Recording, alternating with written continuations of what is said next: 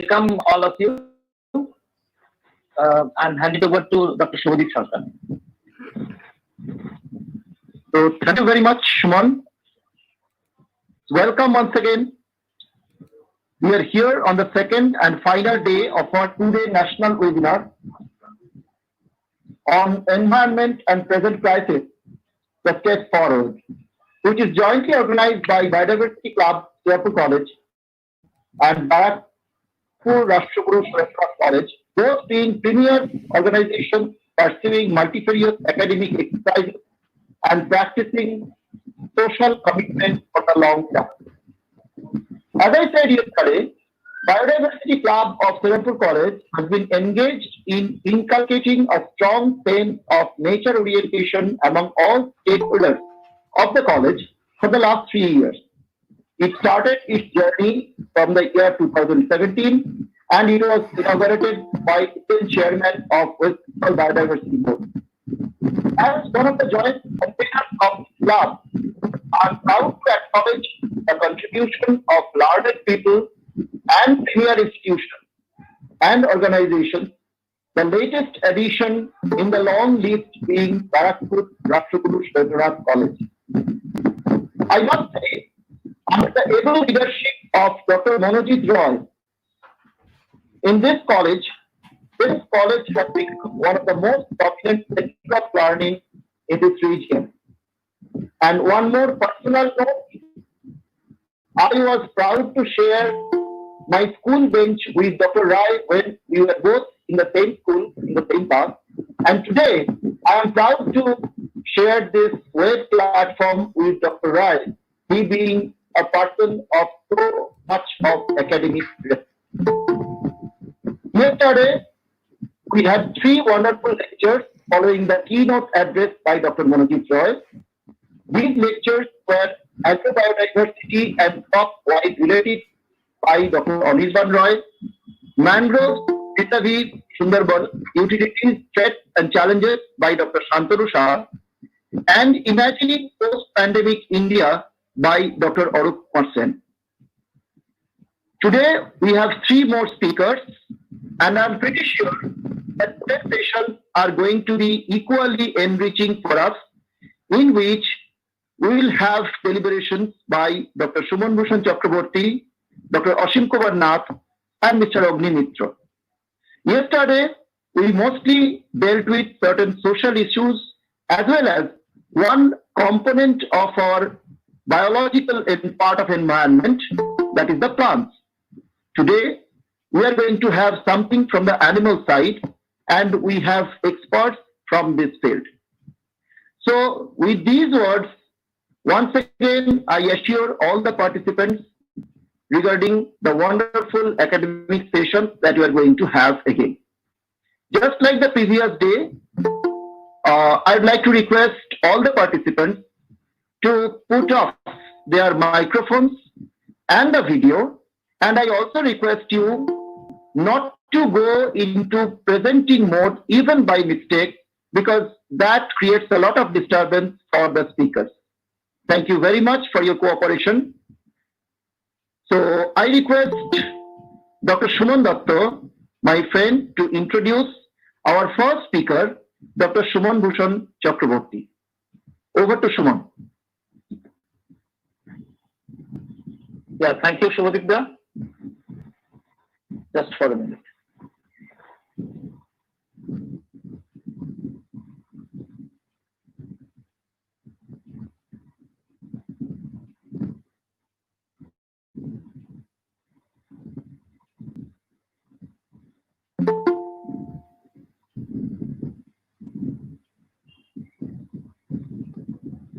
Yeah, good afternoon, everybody. It's really a great pleasure for me to introduce Dr. Suman Bhushan Chakraborty, Associate Professor in Zoology, University of Calcutta. He started his teaching career in our Serampore College itself, and we lovingly believe that he is still a member of Serampore College family. So I heartily welcome him to his own home. Dr. Chakraborty has completed his master's and PhD from the University of Calcutta and has conducted his postdoctoral research in University of Serampore, Hungary. It use of different chemicals for induction of sex reversal, growth promotion, and immune stimulation in fish, their molecular mechanism and effects of chemical, pesticide, contamination, and climate change on fish reproductive physiology. He has completed 7 research papers and presently pursuing 2 more. 6 research scholars are presently pursuing PhD under his able guidance. He has published more than 20 papers in journals of national and international rating. He is the life member of Zoological Society, Kolkata, Indian Science Congress Association, and fellow member of International Foundation of Environment and Ecology. He has got many awards and recognitions from different organizations of national and international repute. Some of them are gold medal by University of Calcutta for standing first class honors, MSc examination 2000 in zoology, Hungarian University Research Scholarship Type B in 2010, Best Presentation Awards and Best Paper Award in the International Conference on Fisheries and Aquaculture, Sri Lanka 2014, Professor Hill Medal for Excellence in Innovative Research by the Zoological Society Kolkata 2016, Outstanding Faculty in Zoology 2017 Award by Venus International Foundation Chennai, received Young Scientist Awards of the Year 2017 Award by International Foundation for Environment and Ecology Kolkata, awarded Clean Environment Education and Promotion Award 2018 by International Benevolent Research Foundation Kolkata, Confederation of Indian Universities, New Delhi, and World Environment Foundation Kolkata. Besides his academic excellence, his amiable nature and down-to-earth personality also contribute to create an aura by themselves that define his scholar par excellence. I heartily welcome Dr. Suman Bhushan Chakraborty. Over to Dr. Shumadip Sarkar. Thank you. Thank you very much. Before actually going into the presentation, I would like to request once again all the participants to make all communication through chat box only. They can send their questions, and as in the case of previous day, after every session, our friend Dr. Sandip Pal will take up few questions within the time limit and will present these questions to the speaker. So with these few words, once again, I welcome Dr. Suman Bhushan Chakraborty and I request him to make his presentation. Thank you.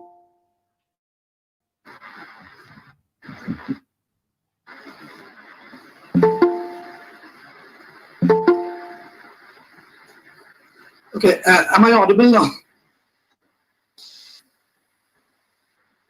Can everybody hear me? And is the screen shared? Yes, it's you are audible very much. Thank you, Suman. Okay, and what about sharing of the screen? Is it okay? Yeah, it's coming. Yeah, it's coming. Fine. Okay, so then good afternoon, everybody. So at the onset, I'd just like to thank the organizers first for inviting me as a speaker in this 2 days. After this time to the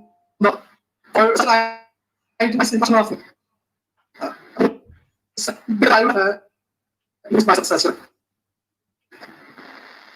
I think the meeting is quite interesting. I found it quite interesting. As far as I understand, I do hope the organizers are trying to find a bit of a glimpse of hope in these very critical times that we are passing through. So I also shall try to bring out the positive aspects in the context of my research and my topic of discussion today, that is related to fisheries and aquaculture. So the title of my today's presentation is Fisheries in Post-COVID Scenario, Balancing Act on Fine Trade.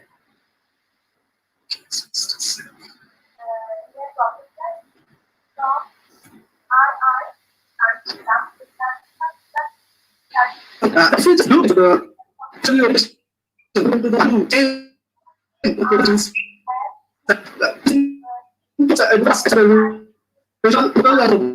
the entire fishery sector can be divided into these three categories with respect to its market orientation.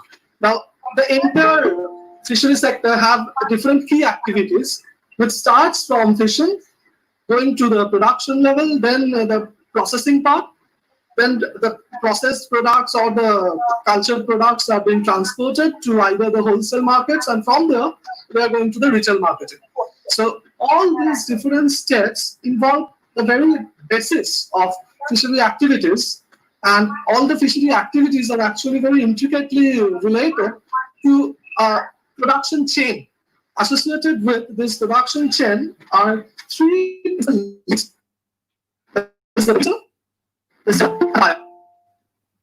These things are important in activities of the fishery sector, and all this can be backed by this COVID-19 pandemic, either by the disease itself or by the different measures that have been taken to mitigate the effect of the disease, like the lockdown measures and all these things.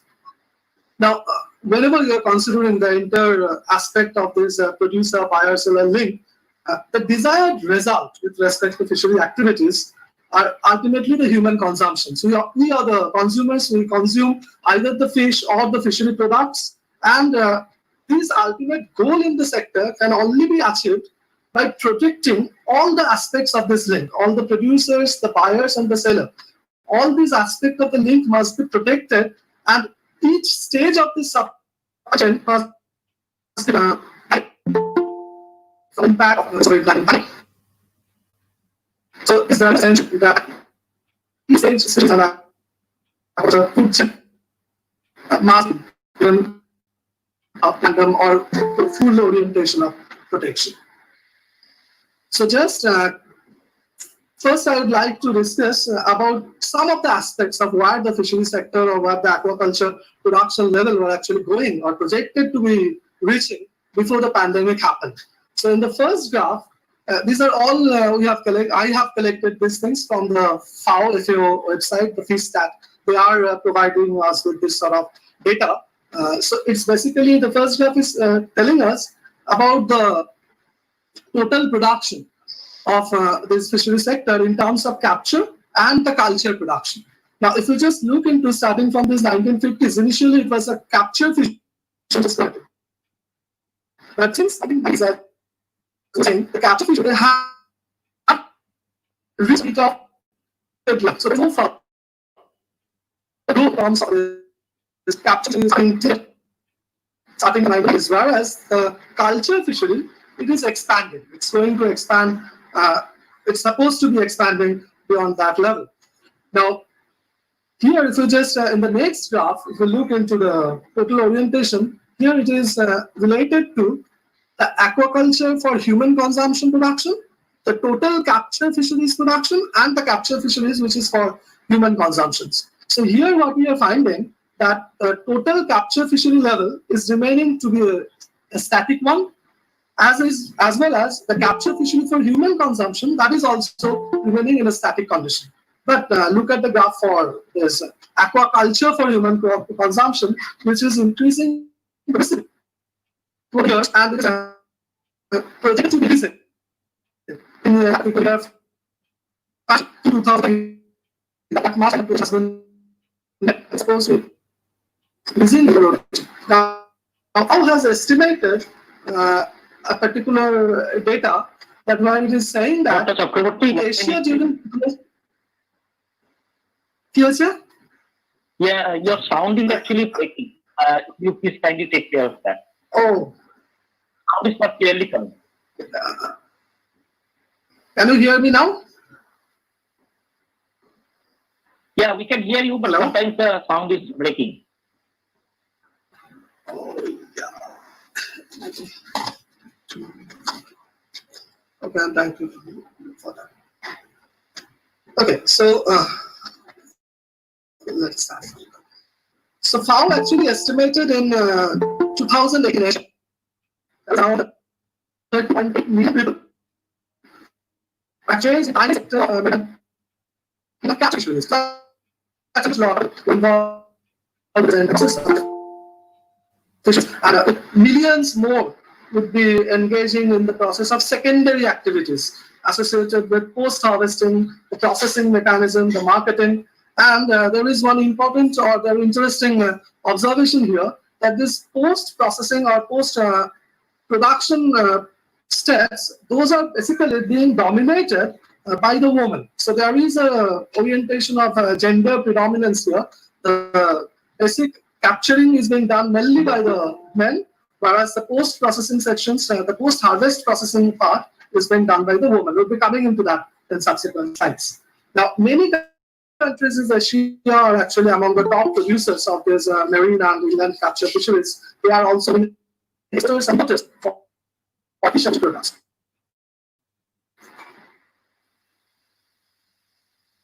Americans are looking to first year of different product.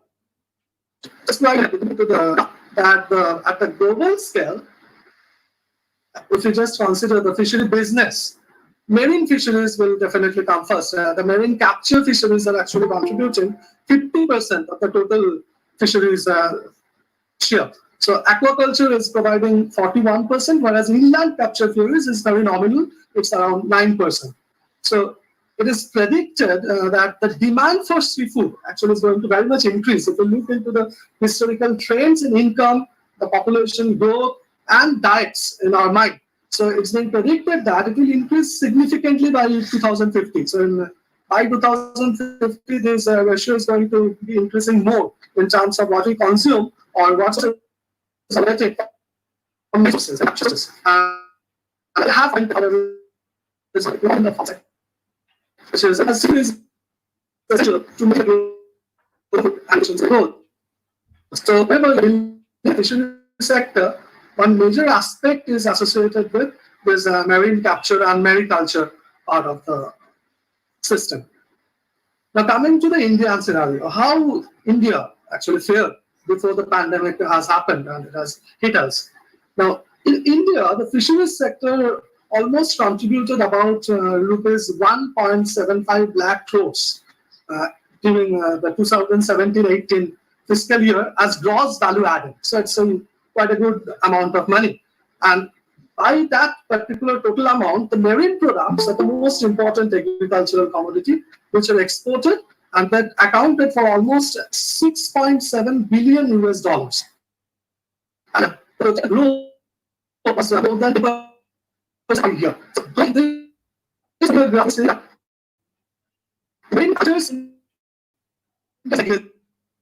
So culture actually coming from freshwater culture, and since I'd say 2000 around or so, we are getting a bit of brackish water production as well, and which is a bit increasing nowadays, the brackish water production. But marine culture is not that much significant here in India, but what we get in terms of marine capture fishery is quite significant, giving us a good amount of, or earning us a good amount of money in terms of export. Now here is just a balance sheet related to the state-wise production and turnover. As you can see simply, Andhra Pradesh is actually the distant first in terms of inland production compared to the second one, that is West Bengal. Now, Andhra Pradesh also has a good production.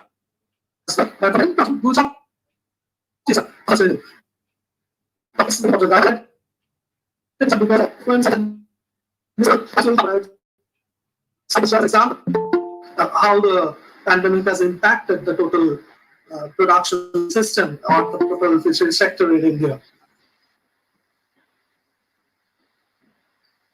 Coming to the original topic of influencing of this pandemic over the fisheries and the aquaculture sector. Now, it is supposed to be hugely influential. Definitely, there is no doubt on that. It has impacted all the different aspects of our life, all the different industrial component of any country, and the fishery sector is not out of that. So definitely, the pandemic is hugely influential in terms of whatever species we consume, the means of the sourcing of this species, I'll be detailing those things, and the way that is being processed. And it is also possible. Yes. Now, about the sector. So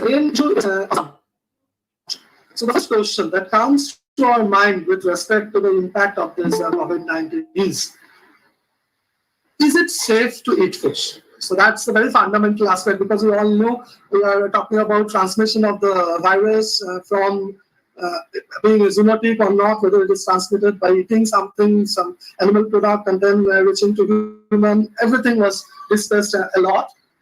So my answer to the question that whether we should eat fish or not, or whether it is safe to eat fish or not, it's a big yes. Yes, fish is definitely safe for consumption. So no research evidence till date has suggested that the aquatic animals, be it a finfish, be it a crustacean, be it mollusk, whatever we consume, they are humans. There is such data. There's a land, there's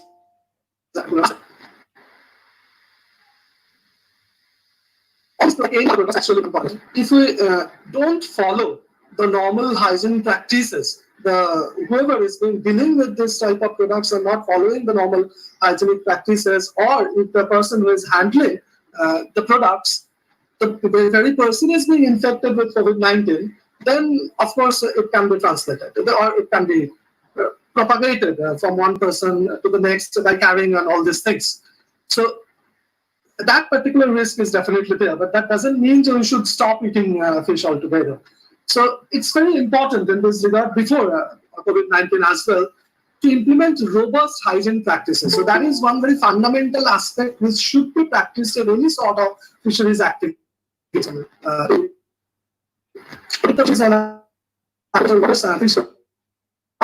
of conduct must inclusion of hygiene practices.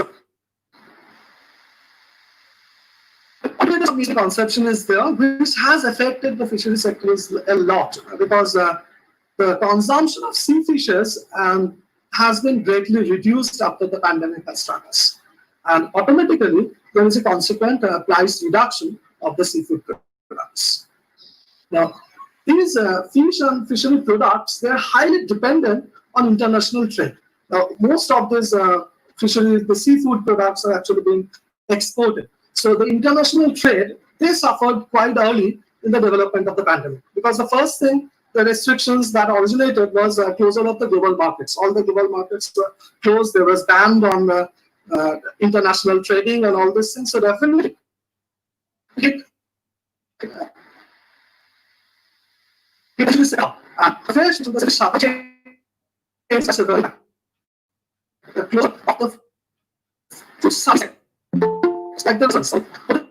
catering facilities, the school canteens, the roadside vendors were selling the processed fish products. All these things were stopped.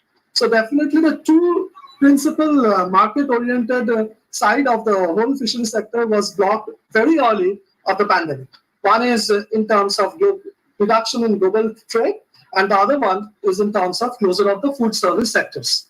Now, the restaurants are ultimately, for many of the most of the fishery products, are the ultimate end point, and this has been mostly affected. We can have a data from US, where the US food service sales that has been falling by 60%, and I so going for some which are has reduced as much as 80%. And Europe, which are getting exposed to the pandemic, the decline has been more sharp. So US has suffered a bit later compared to Europe. So in Europe, such type of closure, such decline in terms of consumption was pretty sharp compared to US. And even in China, where the pandemic started, so they have already, we know that they have recovered from their first wave and all this, they have started normalizing the whole thing.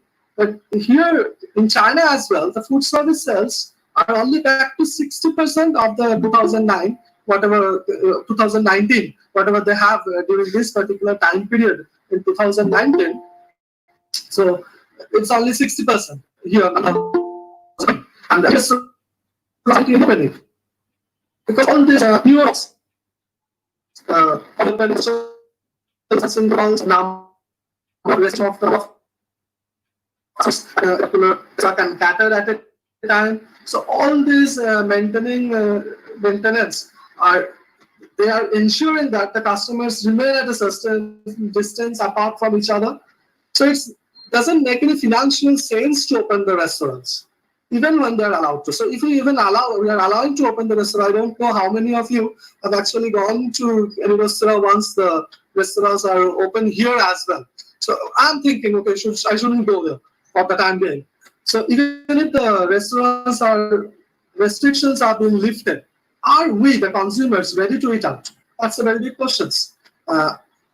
Actually, there is a considerable lag time speculated before consumers' appetite can return. So it happens. As just okay. 40% they take 1 to 5 months to return to the restaurants after restrictions are over. So that's a huge gap. And even 20% have said they will wait for 6 months at least before they think of going out to dine out again. So of course, the consumer confidence has taken a battering here. So we are not confident to go out, and ultimately, our less confidence has been channelized into less production and less amount of money in the fishery sector. Now, the next part is we may assume that there will be a gross change in terms of what species we are consuming. So now we all know that the wet markets, they are thought to be the main culprit here, and this close and supposed to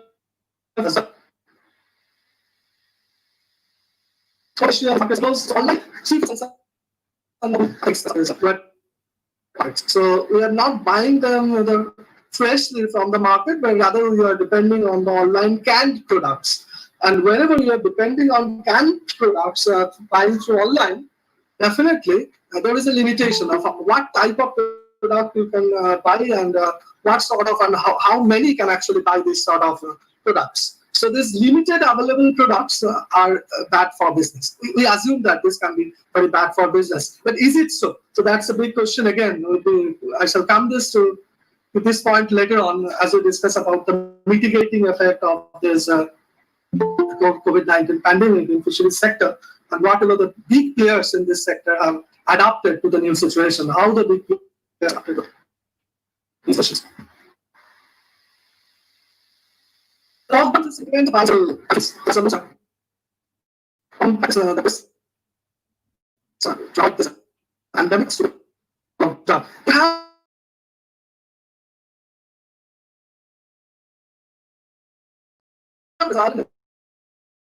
Very much logistical difficulties for seafood trade. Of course, all the airports are closed, international borders are being closed. So all these sort of logistical difficulties in relation to transportation and border restrictions have wreaked havoc over seafood trade.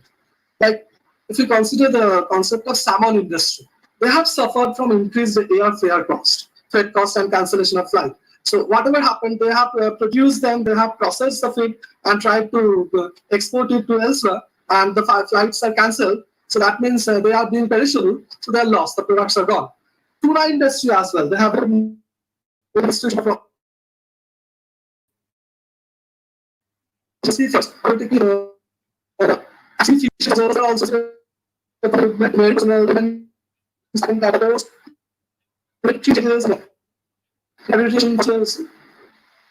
fares and all such sort of things have actually impacted this seafood business. Now, there is again a opposite side of this coin. These sort of movement restrictions have also favored the sale of products with shorter supply chain. Again, I'll be coming back to that. So all these dark sides are actually having a new opening to look for. Next, the processing one. So disruption to the seafood processing plant are going to lead to a significant long-term change in that sector. The processing sector is going to have a makeover, I would say. It's a paradigm shift that is going to happen there. Because there are issues relating to worker welfare in this plant. And this is regulatory need. There's a new things for we are that of home. But for fisheries sector, for these processing units, that is out of question. We cannot ask the processing unit personnel to work from home. So the employers have to go to the workplace and they may not be able to go there. And if we allow the employees to go there, the insurance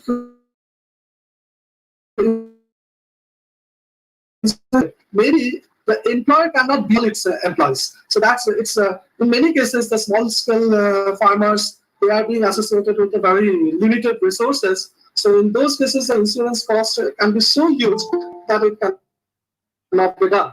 So the sector is also faced with closures. Reduced more deals to open up. So this is also that most women there's a processing unit, so they are the mostly affected one.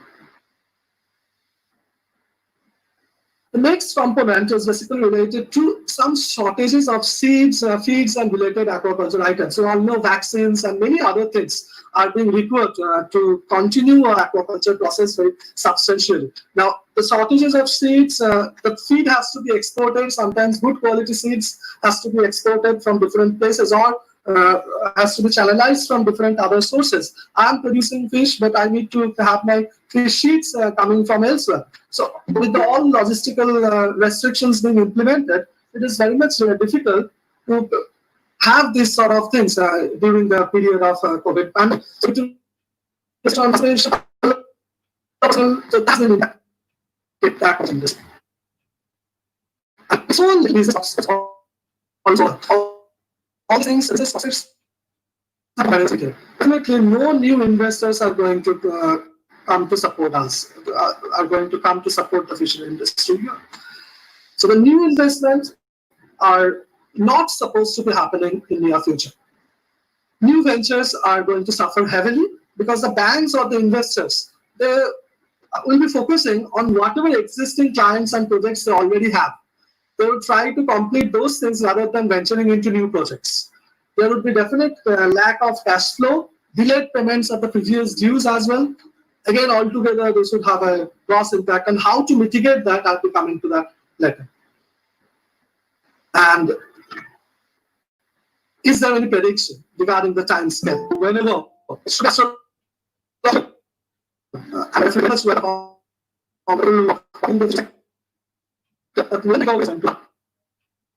many people are not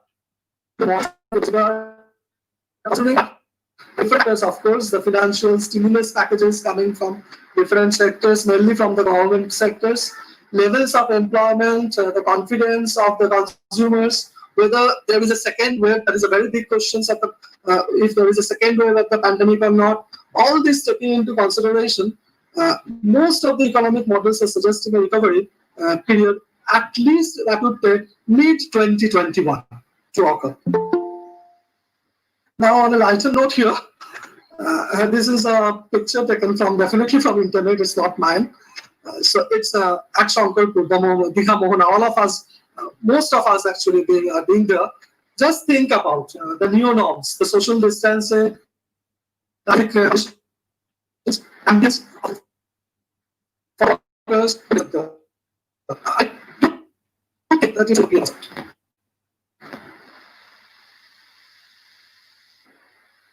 Perhaps the point is to be considered is how the pandemic has impacted this huge business worldwide. The first thing that has happened, the exports have stopped. So if we just produce, there is no takers. So once that happens, of course, the fishing effort will be reduced. So if I don't have any customer, why I am bothered to produce something? So there is reduction in the fishing effort.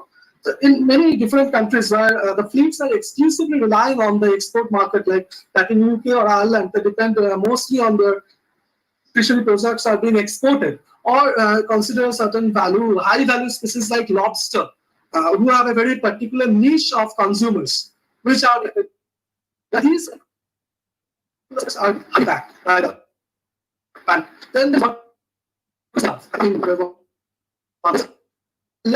more they have to know how so that's place in India related to returning back of the migrant workers and the company owners preventing their migration, simply thinking, okay, whenever the restriction to be over and how the factories will run. So that's very true. So these workers are being laid off. The demand has significantly reduced, and production units have incurred significant losses. So definitely, some countries are actually thinking about their reliance on foreign seafood, whether to import foreign seafood from foreign lands or to look for increasing their own production system. Is they are actually reorganizing or rethinking about the whole process.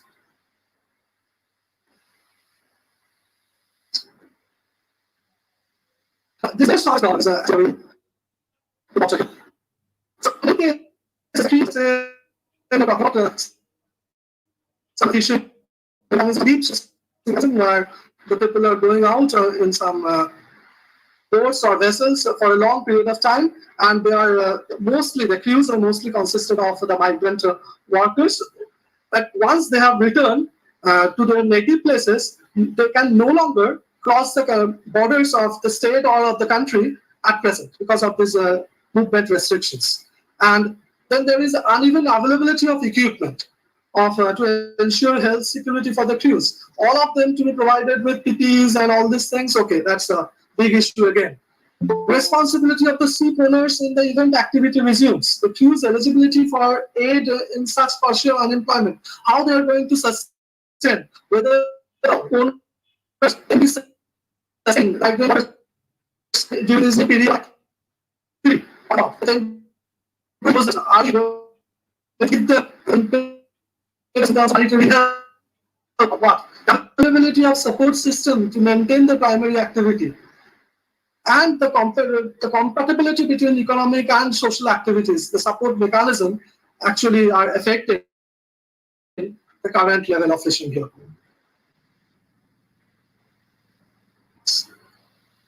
Then the next part is basically related to the unsold product. Now, often it happens that I have produced something, but there is no buyer. So I have to maintain that because they are live fishes, so you just cannot say them, okay, I won't be looking after that. So I have to maintain that. That would go on for increasing the production cost. The live fish stocks has to be maintained, increase in production cost. So whenever the higher cost of feeding and the greater stock, more is as well. We have to sign for feeding, it's in cost of health as well as in terms of which is in those stocks. I don't know when it should be normal again, and you can sell off all these stocked products.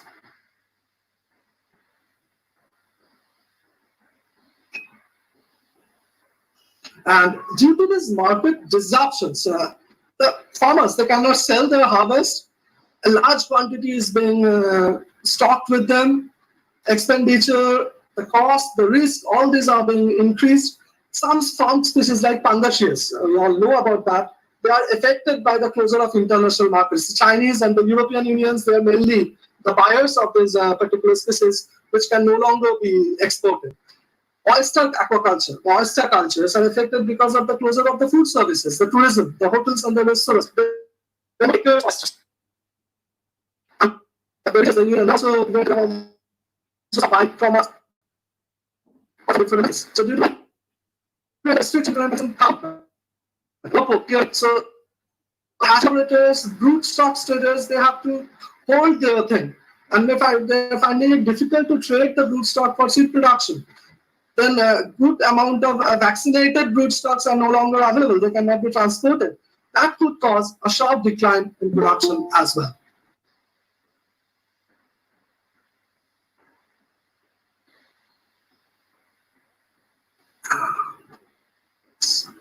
The next part is basically related to our mental orientation, that is panic buying. In certain cases, we have found that, okay, we don't know whether we'll be getting food or not, whether these wet markets are good or not, so we are trying to buy different types of canned food products. So in some cases, panic has really been the factors and efficiency. So down, yeah, so is the how long such supply can be met without the raw material. If the raw materials are not available, can we have a steady supply or continued supply of this sort of canned products? There are other logistical problems as well.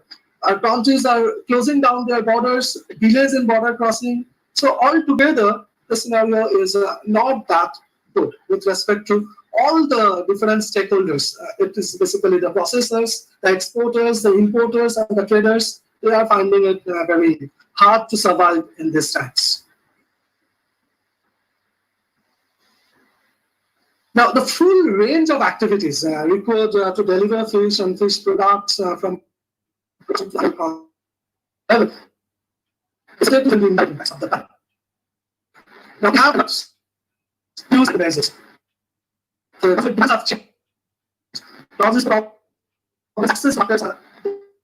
The big issues related to transportation, border restriction, the production cost has greatly increased. All these collectively has a damaging effect on fishers and fish farmers' livelihoods, and definitely on food security and nutrition of populations. Basically, those populations which rely heavily on fish for animal protein and essential macronutrients. So the sanitary measures, just imagine we are fishing, wearing masks, maintaining physical distancing. So I don't know how much that is going to be feasible. Then limited supply of all these fishing gear, the ice for stocking the fish, the baits which are important for fish activities, all this. Investment as a use and is passing up high niche and high the impact, how there's severity of this impact on different commodities on domestic markets will depend on local consumers' purchasing power. Are we able to purchase good things? Now, in this economical scenario, most of us are thinking about cutting our budget, reducing our budget. So we are no longer thinking of buying very high-end products. Rather, we are saving for future, just going by the days, as simple as that. So there are very less takers for high-ending products as well. And unemployment has affected the income and consumption pattern. So people may find products like a bit cheaper. Another part is which are in the cost.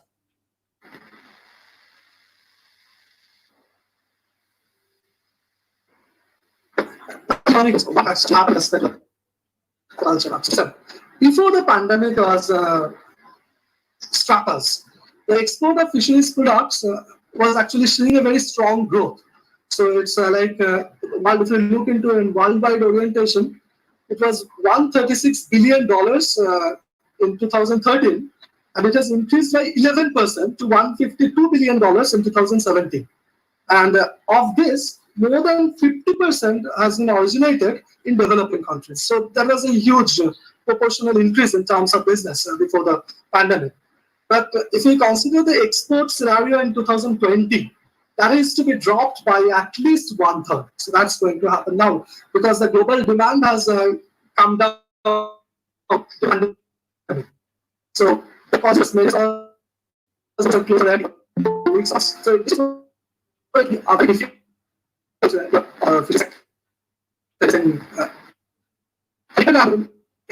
that yes, this 2020 is going to be a very difficult year for the fisheries sector. And whenever the sector is being difficult, that is also impacting the world's 9.4 million fishers. So it's being estimated that 9.4 million people are actually being involved in the fishery sector who is going to be impacted by this particular scenario or this pandemic. And 90% of those fishers live in developing countries. So the global economic woes are actually our problem. So there is we can have an example with respect to shrimp, with considering the steep plunge in prices and supply. So now the end of the prices are last year, now it is in rich areas. There is price drops for fish, salmon, trout, cod, which are being exported from Northern Europe and Chile to North America. So there are several examples coming out from this. The massive flight cancellations, the high-end seafood products are being badly hit by these flight cancellations. The Maldivian tuna exports to Europe has been halted altogether. The export of seafood from Argentina to Spain, Italy, and China, they have fallen by 30% since the outbreak. So all these economic restrictions, all these logistical restrictions are keeping the boats anchored to ports, so there is no fishing activities going place. So the supply is also not only the transport, but also affected. I mean, the cash loss out. So we are not out.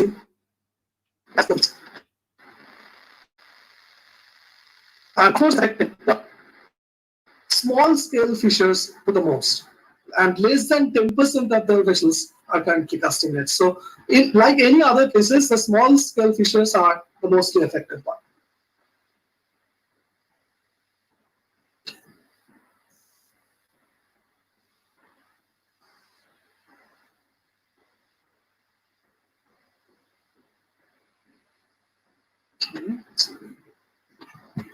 Now, ultimately, the result is like the people working in the fisheries sector are also plagued by fear and uncertainty. We are being human, they also fear that they'll be catching the virus, and they're uncertain when or if at all they're going to. So, that's our problem. So, some of the fishes, they are. They catch, eat, and sell fish for their own consumptions of a very meager amount of money. They're highly dependent on the daily income to buy basic necessities. But we cannot thrive on fish only. So definitely, we need to have rice, fuel, medicines, and all these things. The cost for health practices and everything. So reduced demand for fish has negatively impacted their income, not only income, but also their health. Now, many migrant workers, they were supposed to work on vessels and processing plants. Now, these vessels and processing plants, they have ceased their operations. And the migrant workers have stuck to their, either to their working place, or once they have returned back to their native places, they are stuck to their native place. They are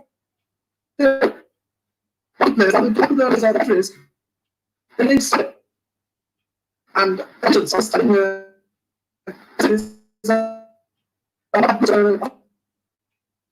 the countries potential to be exposed to the virus, and they're also acting as a carrier for spreading the virus.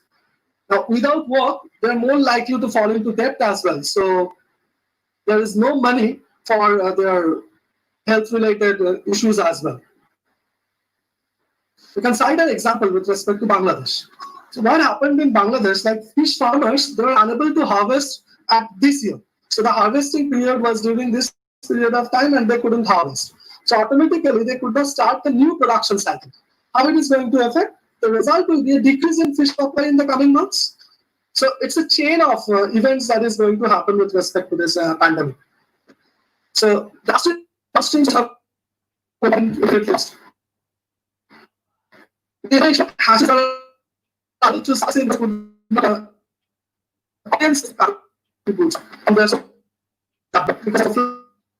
Farmers miss a crop now. So all these are curtailing the essential services associated with the fishery sector. Now in India, because of the lockdown, several of the fishing activities has been non-operational in India. So it may happen the fishermen who are in the sea before the lockdown, imposing the lockdown, so they could not just monetize their catch.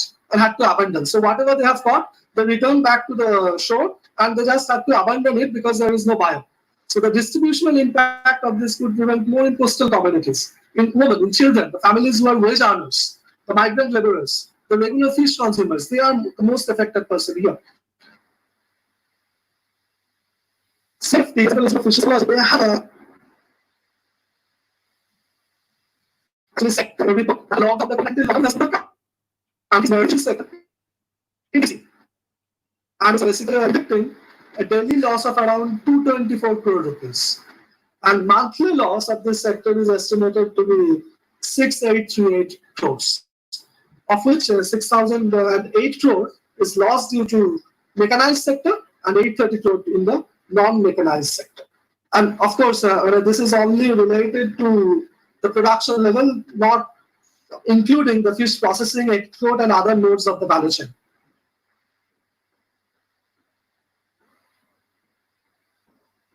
Okay, now here we are coming to the example of Gujarat. As we have said, okay, Gujarat, I highlighted that. Now, in Gujarat, it is the #1 state with 7.8 2000. And due to the Hispanic fishing activities in Gujarat, these are kind of the most exported all this stream. The trade was affected by January because China has imposed lockdown during January and the infection has affected China during January. So from that time, the export was stopped. So it is now estimated there is a 40% reduction in catch during this year. So it's altogether, the consignments to China have dropped by 10% to 15%, which is a huge loss. And not only the new orders are not there, the old orders, the countries, the importing countries, they are hit by the pandemic and they are cancelling orders, and that has resulted in an uncertain export market. And the traders, they're anticipating a 20 to 40% drop in price.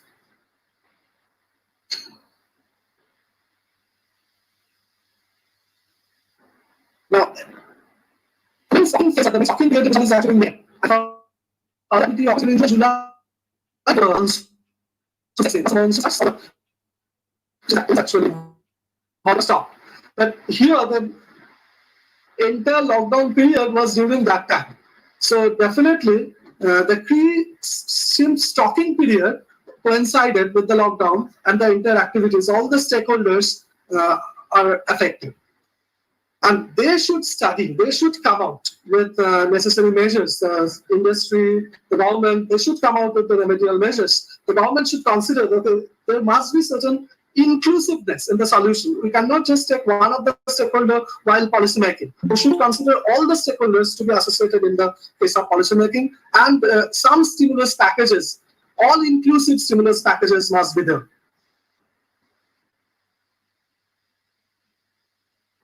I have a common characteristic.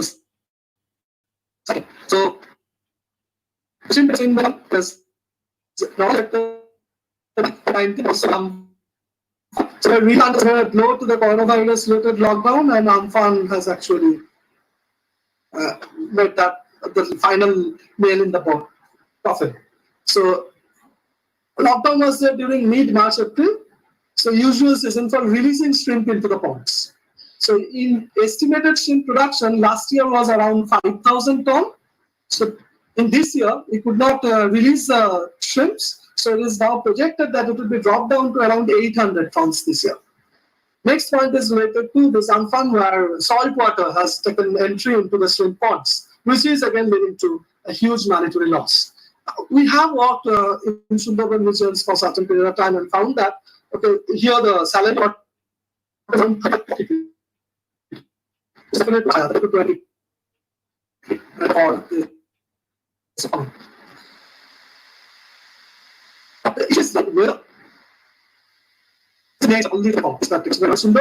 it's pretty much common to convert agricultural lands into shrimp farming, simply because agriculture is not that much of a profitable venture. For farmers, it's a traditional farming which is pretty much seasonal in nature, depends on monsoon. Monsoon is no longer very much reliable, so it often changes now.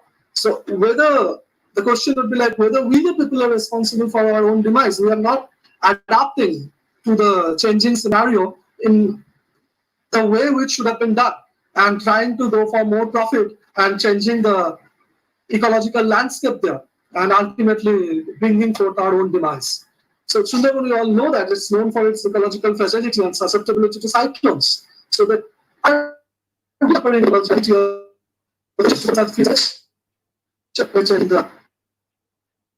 so therefore it's a big of a job it has to be just has to be tax policymaking. So in that way, if you don't do that, the amalgamation between the results of research works and the policy making, then we cannot save the people nor the nature. It's going to be futile research as well. Now the stakeholders, how the COVID-19 has affected the stakeholders? Of course, a lot. Poorer sections are the worst hit people. So they have created an unprecedented economic social health crisis, where the impact is on the most vulnerable groups, including the women, the migrant fishers, the fish workers, the ethnic minorities, the crew members, and everything. Many individuals who are involved in the fishery process, fishery sector, are not registered. They are informal. Most access leaves are risk. So that exactly there is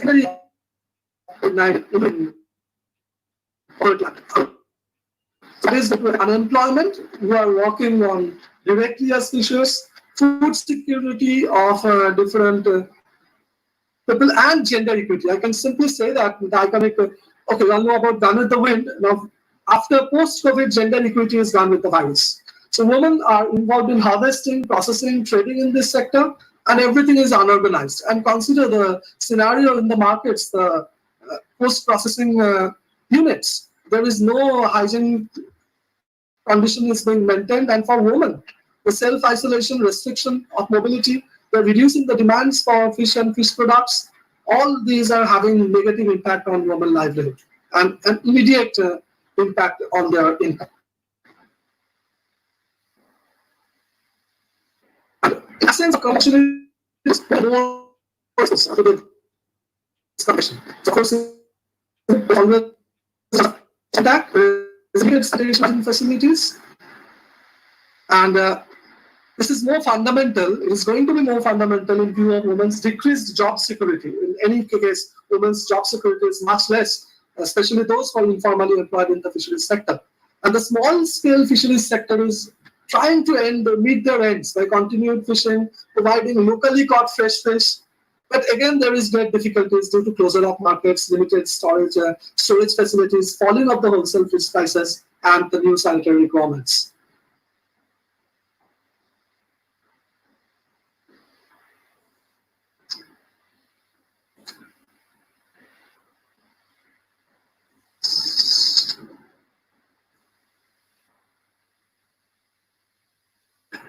So we found out in the research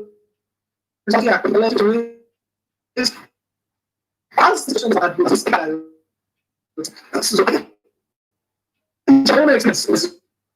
we are actually working on impact of metals, pesticides, some physical parameters on reproductive and stress physiology in fish for quite a few times. And this during this period of closed industrial activities, we could have thought, okay, fine, now we would give us a chance to find out if this reduced pollution level is actually affecting the physiological aspect of fish to such an extent that we may say, okay, it will provide a long-term ecological benefit. But we are also lagged down. We couldn't go to the sampling sites. We didn't have any regular field visit. First-hand data collection were greatly affected. So, of course, we cannot have a first-hand experience during this time period. And for a student of fishery worker, it may be the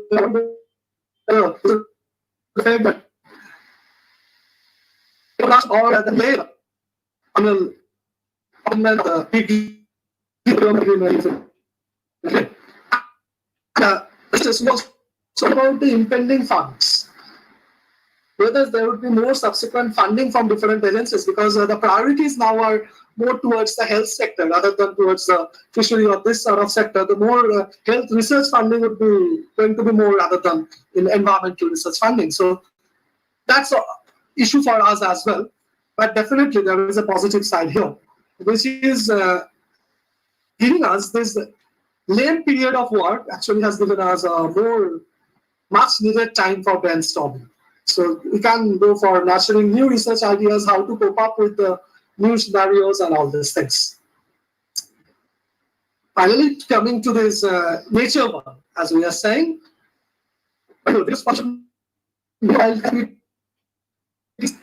conscience and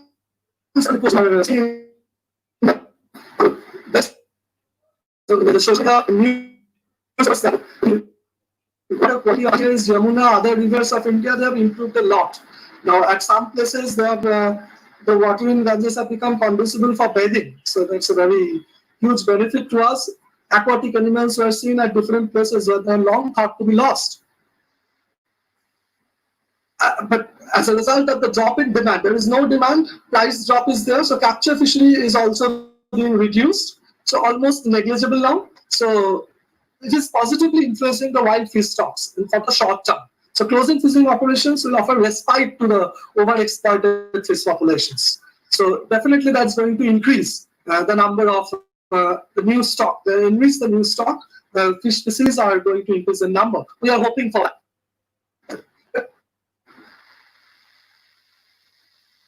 Things like that.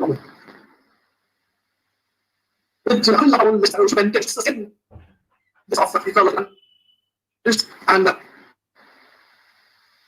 one thing is very fine. Okay, we are not having that type of fishing activities and all this, replenishing the natural stock.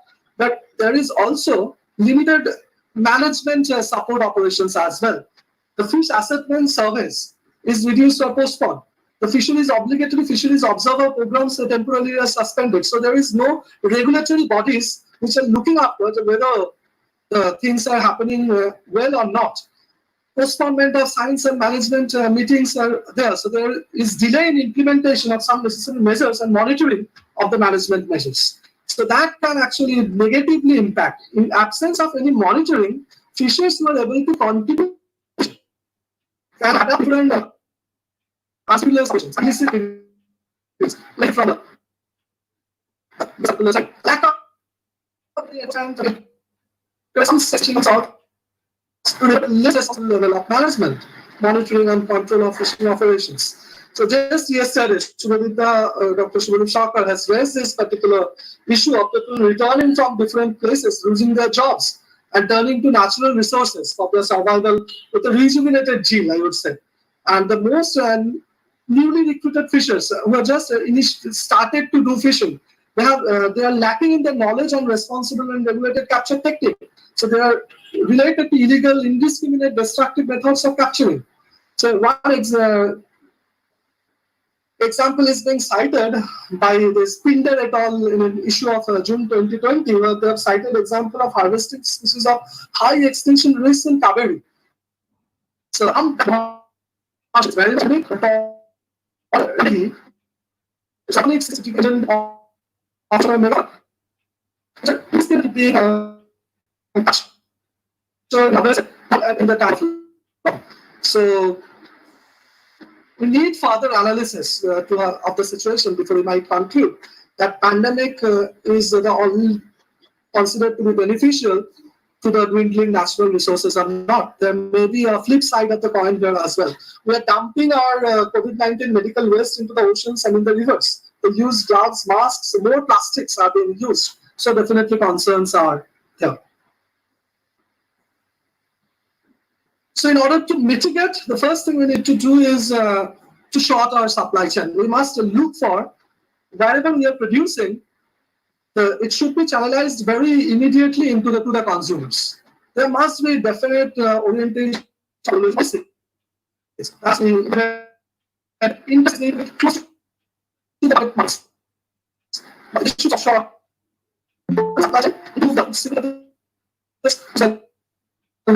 the quality and regulatory supports as well of these operations. You can have a closed look into the operational orientations. Then domestic production has to be increased. We have to look for, rather than importing things from outside, we have to look for our domestic production. So medium-term perspective can be taken once the economic recovery is underway. So legislation to encourage the growth of domestic aquaculture might help to kickstart new projects. And the new type of delivery system, the online system, has to be taken considered of. Even when these markets are, the wet markets are now closed, but even when the markets are open, the online system in terms of physical food and the picture. And then we have so now look for get out even if the aquaculture products to online system as well. But there is a flip side. Of course, not all the products are faring equally well in the online market. So brand value is very important. Whatever you are buying, you are looking for a brand. Like salmon, whenever people are buying, they are looking for Norwegian salmon. So that has to be taken considered of.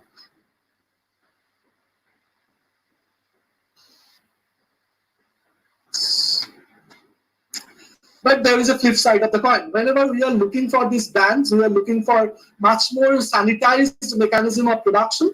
So we'll be looking for whether all the states of sanitization has properly been maintained, so the branded value is there. We need the process. We are looking for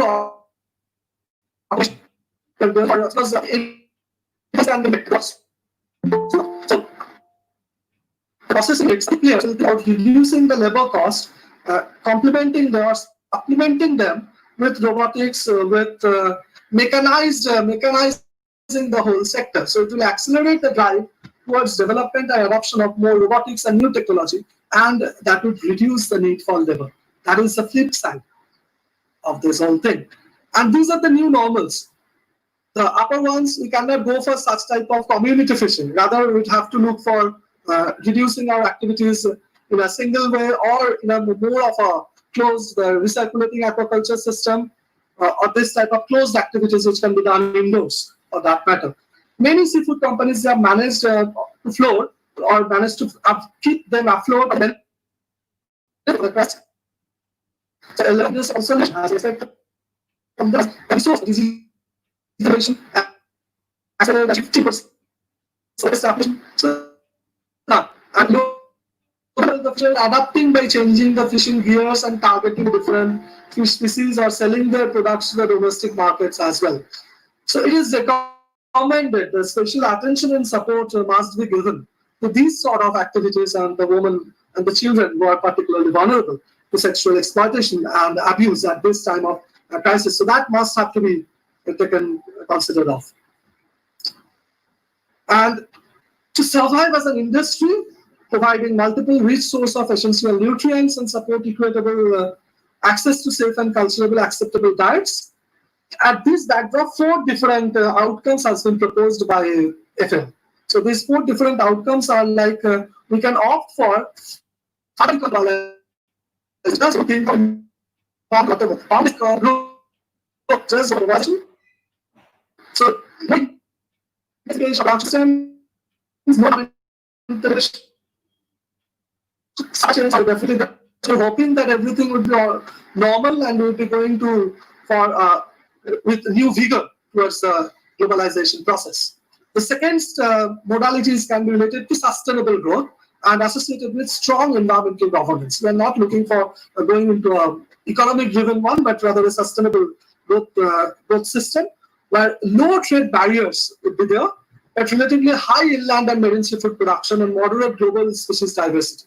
So that would go on for increasing the access to seafood, but there is a limitation that would actually channelize this access of seafood to different urban areas and areas with transportation infrastructure. If there is already infrastructure is already there, this particular production is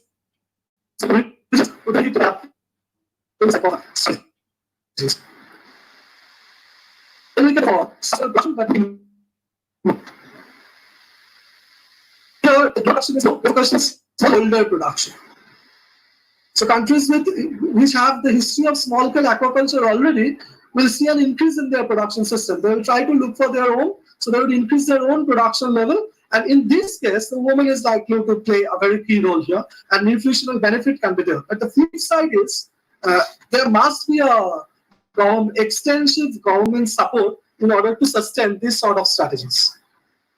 And the last one is we are turning inward, but not looking for sustainability, rather for economic growth. So here we are supporting the national industries to meet their seafood demands, ultimately leading to a situation where the mature aquaculture system supplying diverse production technologies, species, and products, and of course, the music, and the result sort of is to keep over because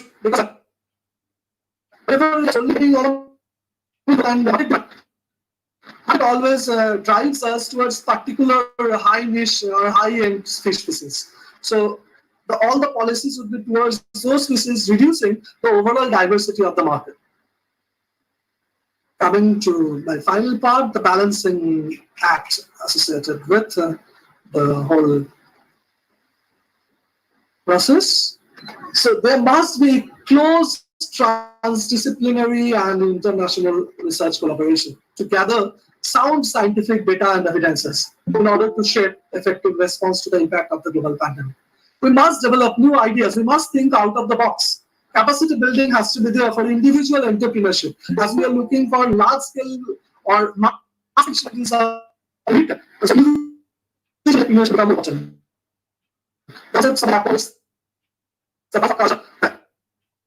developing ideas, is very other species rather than INCs. We can think about development of low-cost feed, not to export fish milk for fish feed production, rather use the indigenous raw materials for production of low-cost feed development.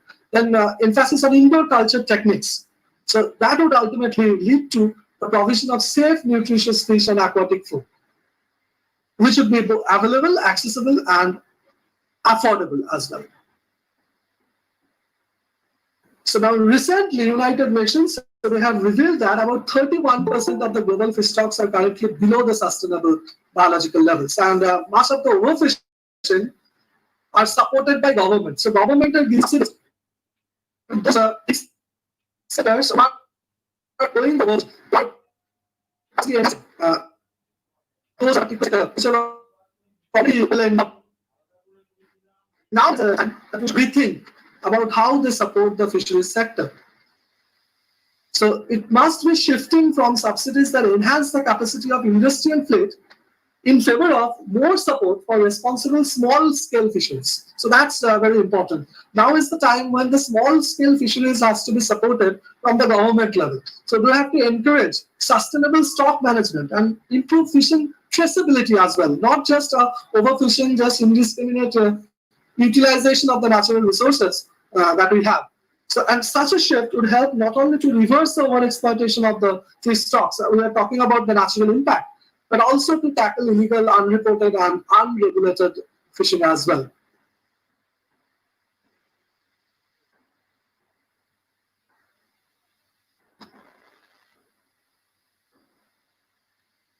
Just as I had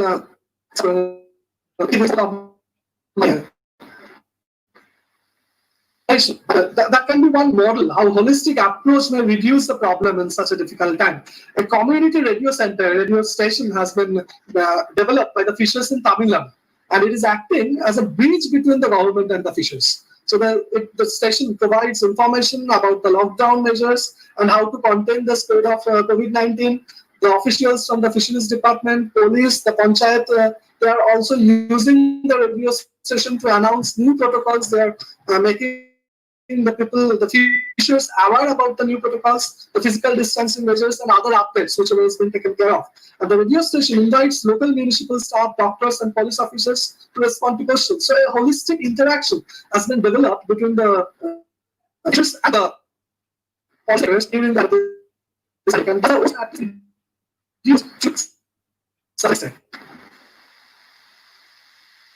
So then I was administration. As the idiom goes, that when the going gets tough, the tough gets going. Of course, the fisheries sector is not an exemption from that. But the question is, can we balance our step on the fine thread? Okay, that remains to be said. Thank you.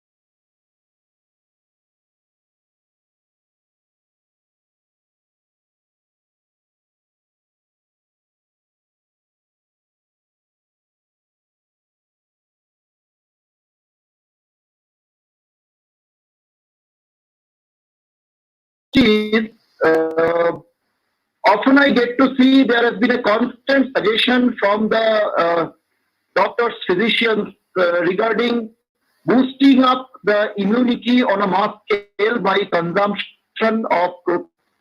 And I know that the fisheries sector provides this protein food to a large extent. But at the same time, as we have seen, that the fisheries sector is hard hit and there has been less catch, so availability of this resource is less. So once again, there is an increased demand for the protein food, but on the other hand, there is a supply of this one. So do you feel that this fallacy can be solved by ensuring a steady supply of fish to all the citizens of this country, particularly the marginalized people, at this crucial hour?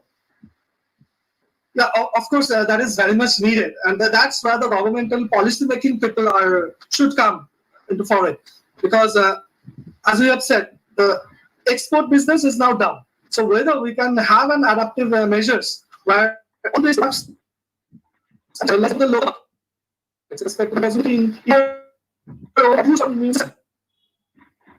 that is not a thing. That is general issue, definitely. So I can see Dr. Sandeep Pal is here. So I request Dr. Pal to conduct the question answer session formally. And maybe after the session, if time permits, I'll have one or two things to share with Dr. Chakraborty. Dr. Pal, please. Okay. Thank you, Subhadip. Thank you, Dr. Chakraborty, for the wonderful deliberations on fisheries in post-COVID scenario. I have a few questions on behalf of participants. First question is from Nilanjan Hari Chatterjee. Is the ongoing pandemic and subsequent lockdowns influencing us to think sustainable fish culture in any novel way?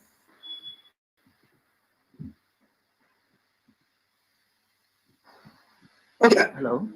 That's some for exactly. As I said, it's a little way. We have to look for a role, but go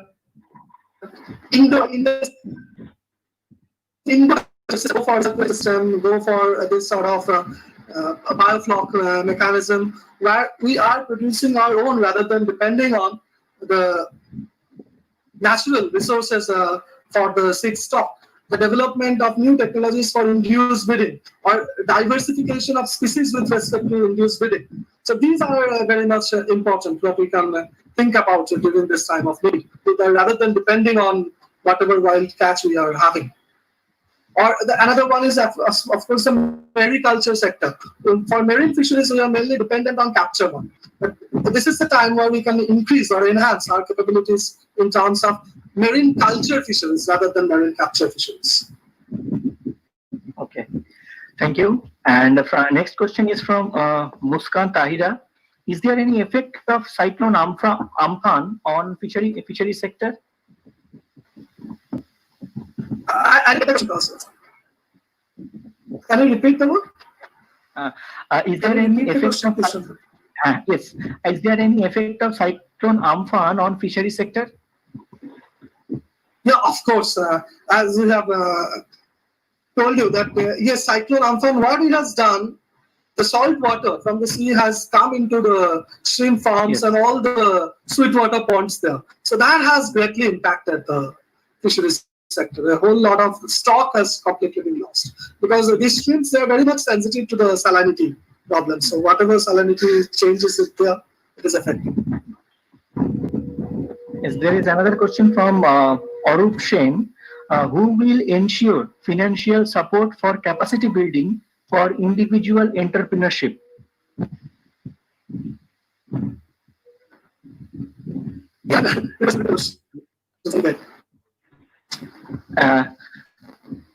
Should I repeat? Yeah, please. Who will ensure financial support for capacity building for individual entrepreneurship? Who will ensure? Okay, of course, at our scenario, it must be done by government sector, I would say.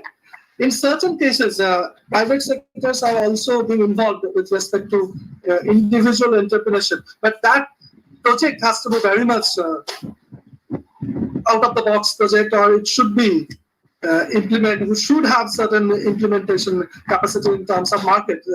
No private funders are going to fund you on the channel of the government should have responsibility, like as the norms. The scale are asking supplemented this sort of individual developmental thing. Some schemes are there where, like in ornamental fishing, some individual entrepreneurship is being advocated by the government. We have different sort of projects related to that. The government support is the most important aspect. These are all from participants. I have one question. Yeah, I have one question. Is there any differential impact on inland fishery and marine fishery due to this COVID-19 pandemic? Is there any differential impact? Okay, the differential impact, basically, for marine fisheries, the major impetus is on export. Once the export is stopped, that is low metals, that loans change. So inland fisheries, what can actually happen? We are getting the fishes from the pond and can sell altogether at the local markets, which is not at all feasible for the marine fishery sector. Most of the marine products are exported. So definitely the pandemic has affected the marine fishery sector more compared to the inland fishery sector. Okay, thank you so much. So over to Shubhodipta.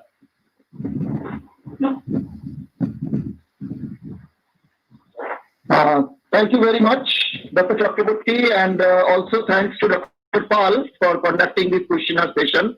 I think the time won't permit any more questions from my side, so we would like to go to the next speaker straight away. And I must say, I must apologize on behalf of the organizers for the occasional disturbances in the sound quality. In fact, that is one of the most difficult issues related to conducting webinars, because we really do not have any control on the way the net issues behave sometimes. So in fact, yesterday also, I personally had certain issues.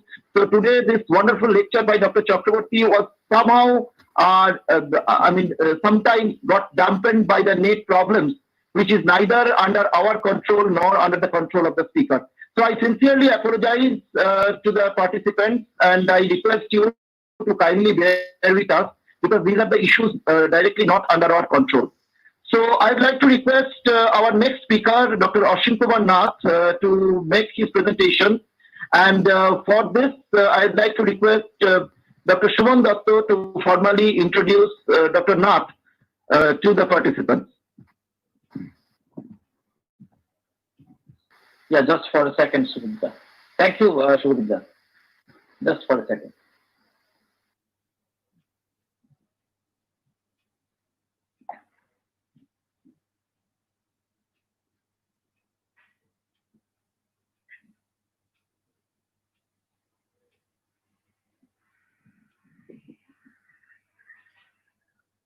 Yeah, it's really a great pleasure for me to introduce Dr. Ashim Kumar Nath, Professor of Zoology, Sidhu Kano Birsa University, Purulia. Dr. Nath has started his teaching career in our Serampore College itself, and is still a member of Serampore College family. So I warmly welcome Dr. Nath to his own family. He served the college till 2016, and from where he joined Sidhu Kano Birsa University in Purulia. He was also attached with RCER Darbhanga as senior scientist for about a year. His area of research includes study of fish diversity, particularly hilsa population in West Bengal, their migration, breeding, and population dynamics. He has published 34 research papers in journals of national and international repute, several book chapters in edited books, and proceedings in his credit. he has been acting as a resource person in different seminars and symposium. Dr. Nath has completed 5 research projects and presently one mega research project from DST, Government of India, is running on the socio-economic upliftment of ST communities of Eastern region, West Bengal, Jharkhand, Odisha through science and technology intervention. So I heartily welcome Dr. Ashim Kumar Nath and over to Shubhadeep Sarkar.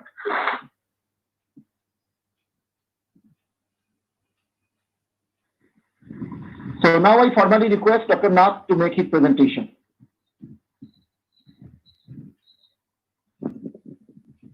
Shubhadeep, good afternoon. Hello, can you listen me? Hello? Hello? Yes, sir. Yes, yes.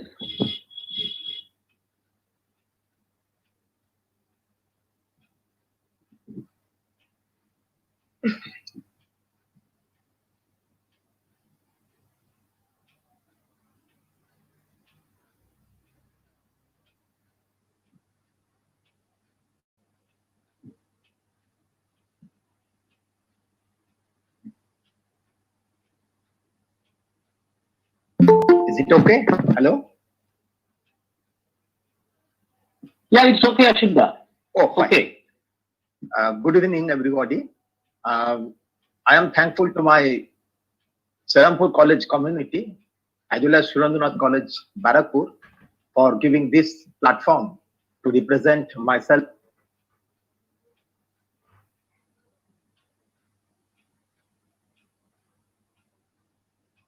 Ashimda, please unmute yourself. You have been muted. Ashimda, can you hear me? You have been muted. Please kindly unmute yourself.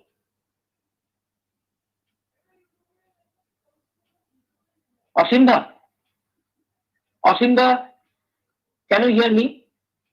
Yes, please unmute yourself. Go to the meeting part and just clicking the unmute button.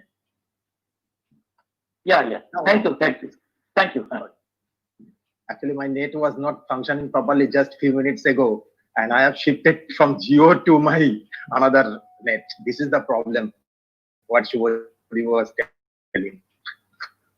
I am really thankful to my Serampore College community, as well as Surendranath College, Barrackpore, for giving this option to share my opinion, which we are doing during this amidst COVID-19 as well as after Ampan period. My topic is the approaches to bring about the blue revolution through sustainable development of the fisheries sectors amidst COVID-19 and Ampan. India witnessed, that green revolution, blue revolution, and white revolution. That the milk evolution, agricultural evolution, as well as the revolution in the fishery sector. We are dealing with the blue revolution, an unprecedented global crisis due to COVID coronavirus is the most crucial global health calamity. Every industry already has been collapsed. The aquaculture industry is also not the exception. And when the lockdown was started, announced by the government of India on 24th March 2020, due to COVID-19 pandemic, it brought to a halt production, trade and sales of goods, not only in different sectors, not only in like other sectors, the fishery sector also face the same problem.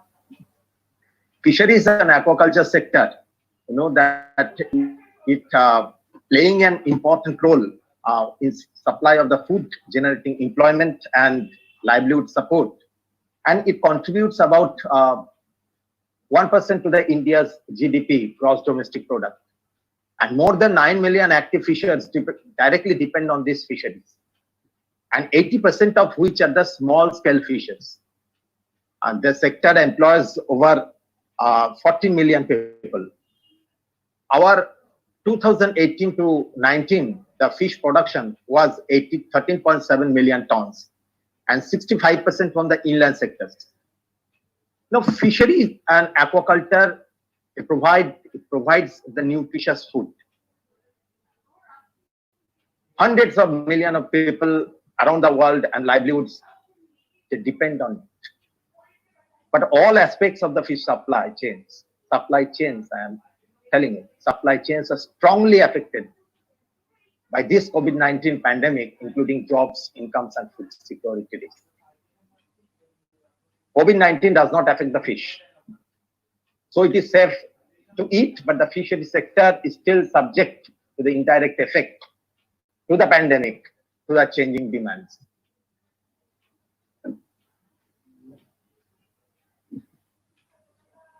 Now the problem is from the actually lack of maintenance of the boat engine in different sectors causes the damage to the high cost asset like the fishing traps, gears in different areas. As well as the problem from the price hike of the diesel, whether in the inland sectors the 2-cylinder boats or the 4-cylinder boats are operating during this pandemic period were collapsed. So the question is that how lives and livelihoods related to the aquaculture across rural India is affected. Know that the marine sector, I'm first dividing it into a marine sector as well as the inland sector. So marine sector, the marine fishery sector, ICRCFT already given the monthly loss of rupees near about 7,000 crores.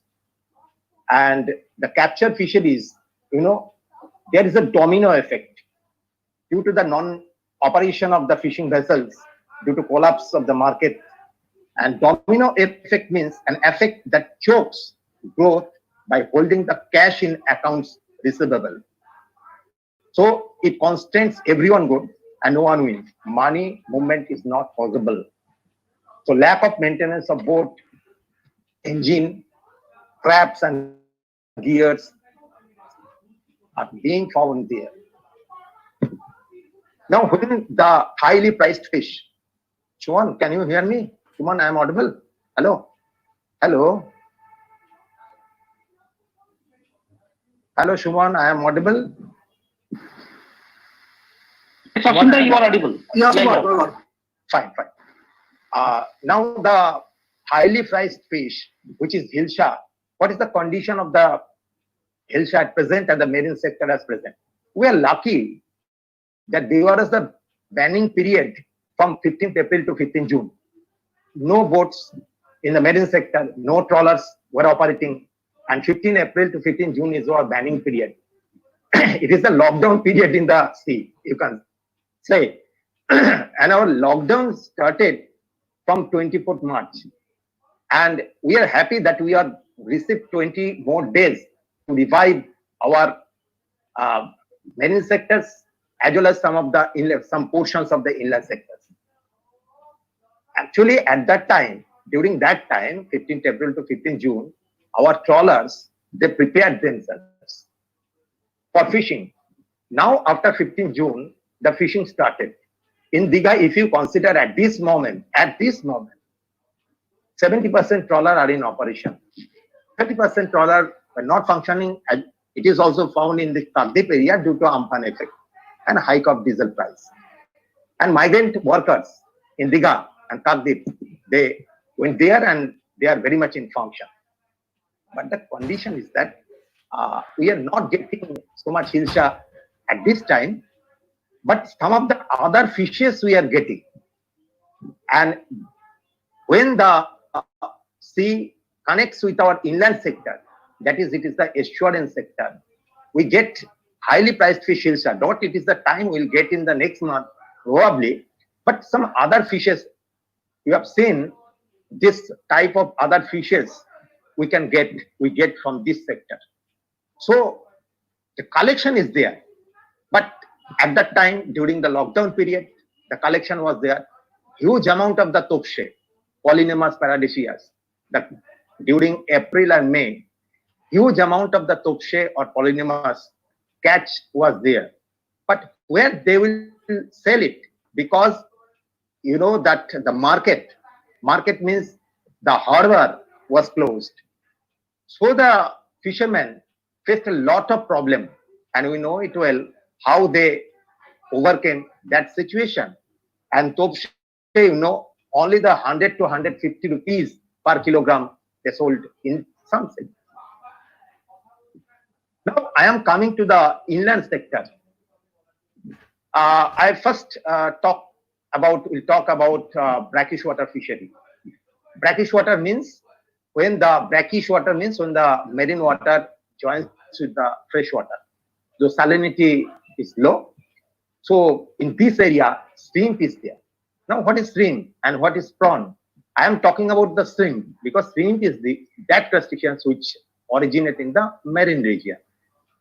So farm sheep production in 2019, as I have given 7 lakh tons, and of which 87% is exported to USA, China, Japan, Southeast Asia, and the foreign exchange was about 35,000 crores.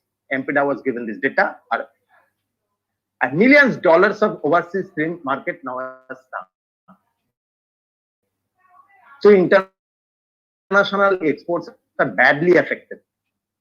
You know, at this moment, agricultural land has been converted to the shrimp culture land, because in agriculture we get just 1 or 2 crops maximum, and the chance of getting huge amount of the money is more to the shrimp. So they are converting their land to the shrimp. They have already converted, and in this year they have faced a lot of problems. So first I am showing you some of the problems what our esteemed fishermen they are facing.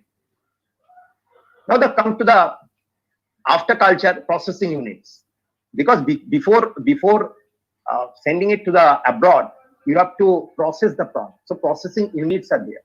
So shortage of manpower is there nowadays. Now it is resumed. Feed companies had shut their plants, and farmers who are still continuing their cultures are facing the problems of the logistics. So again, I am saying the supply chain has been disrupted. ICS SIBA or Institute ICS SIBA had given a graph where we see that there is the 40% production level, reduction of the 40% production level of the shrimp in comparison to the last year, which we have seen in the last portion. Next, the natural calamity. I say someone saying unnatural calamity. No doubt it is the unnatural, but it is happening here and there. An Amphan effect has given a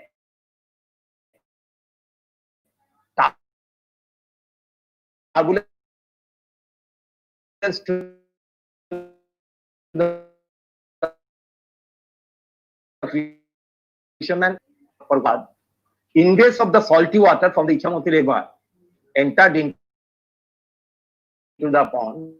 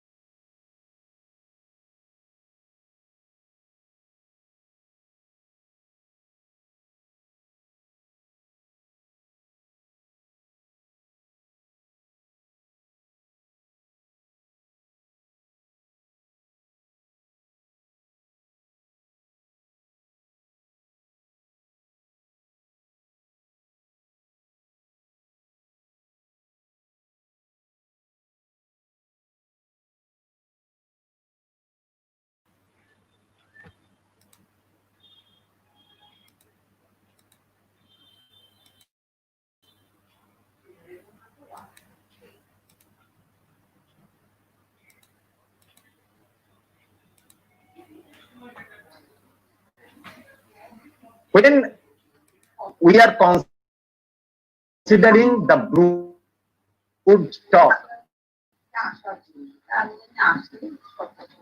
now when we are considering the brood stock, now the matured fish has to be stocked in the stocking pond, and the stocking pond maintenance cost is there. You have to give the food to the matured fishes, and it will be around 50 rupees kg per feed.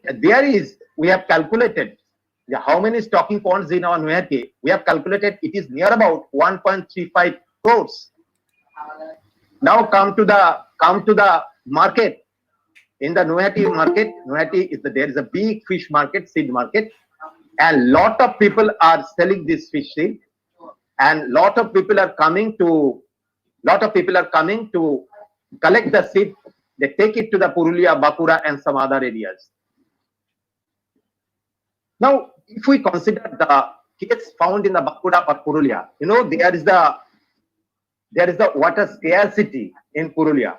Suppose I have taken the data, I know that there is the water. You see in Purulia, everybody knows that water scarcity is there. So they take the seed, they take the carp seed from here, and on the side, by the side of the road, they prepare this type of small chambers. They prepare this type of small chamber by polythene.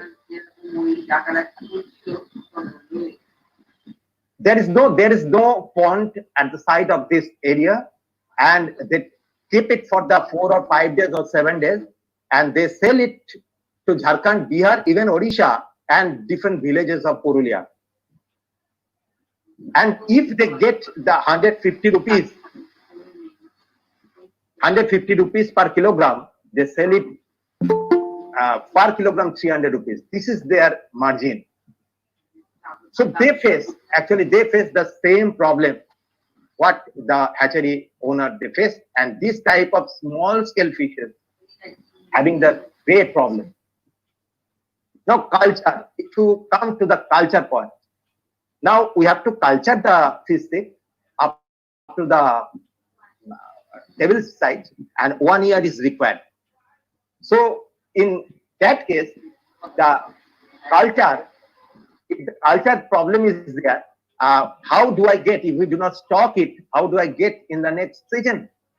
That is, I am saying, on the January 2021 or February, how much amount of the fish will get in our table. Now, what will be the probable sustainable solution? Because it is a question of sustainable. We can suggest some of the short-term and long-term measures. Now, when the shrimp is considered, we would suggest, or we are suggesting the shrimp farmers to stock the low stocking, to maintain the low stocking density per cubic meter, 10 to 12 post larvae, and culture it for the longer durations. If you culture it for the longer durations by giving the very limited amount of the food, your production cost will be optimized. This is our suggestions to the shrimp farmers. So this is our suggestion, is that to stock the post larvae in a low stocking density. Now this is the problem. Majority of the shrimp farmers have converted their land, which I have told earlier. Now during the COVID-19 period, there is a higher demand of the fin fishes in the domestic market, because we have seen the persons, they go to the market and collect the fin fish, but there is no limited supply of the fin fishes. So we suggest to depend much more on the riverine fisheries, where diversification of the fish species. The diversification must be observed, must be considered. What is diversification? If you invite a person in your home, and if you serve it only the rohu, the 4 recipes by rohu, that is, if you consider the recipes of rohu fish only, it will not be good. So you have to prepare the food rohu, you have to prepare food with katla, you have to prepare with food parshe, or you have to prepare food with the chicken. So this is diversification if it is on the table. So why should we depend on the katla or rohu only? So there must be the diversification of the fish species. So I must stress out this diversification, or ICR also given the stress the diversification of the fish species. And I would suggest the riverine fishery depend on the riverine fishery. Artisanal fishers, those who depend on the riverine fishery, they operated their function during the lockdown period.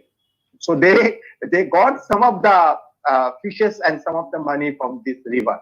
So river is the main source of the fishery at present.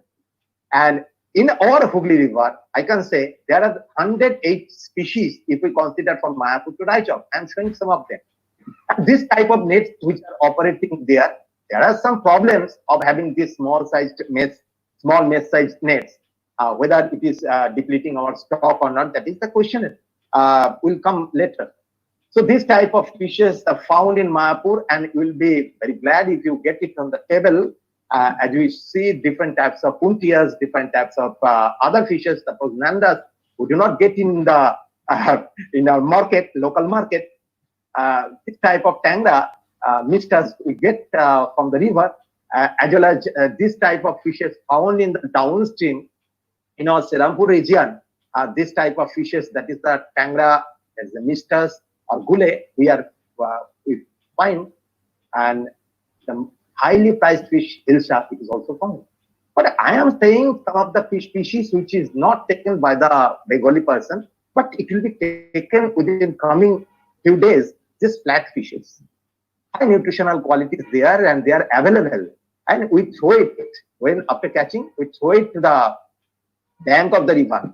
But if you fry it, if you prepare some preparations taking this uriglossa or some this flatfish, will get some new taste.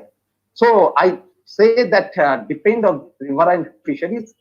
This is the fish found in the Bagbaja region. This is the river and catch, and it is also found in the Bagbaja region, and in the Raichur region some other fishes. So there are some divisions of the fishes where they will reside. So we have to depend. As you know that in our Tripura, they prefer Abda. If you go to Bihar, they prefer Magu. If you go to Punjab, they prefer Shol. In Assam, in our area, we eat IMC. Why? Because we get it in much more amount. So we have to change our taste by taking this type of riverine fish species, so that the hatchery pressure will come down if we consider these rivers as the good source of the fisheries. So these are the, you see, tokte and some other fishes are there. Now there is the question of getting the fish species with the size. If you collect it with this type of mesh size, with the gears of this type of small mesh sized net, there is the size reduction of the fish species. This is alarming. And we have found that there is about 90% reduction of the size in case of R.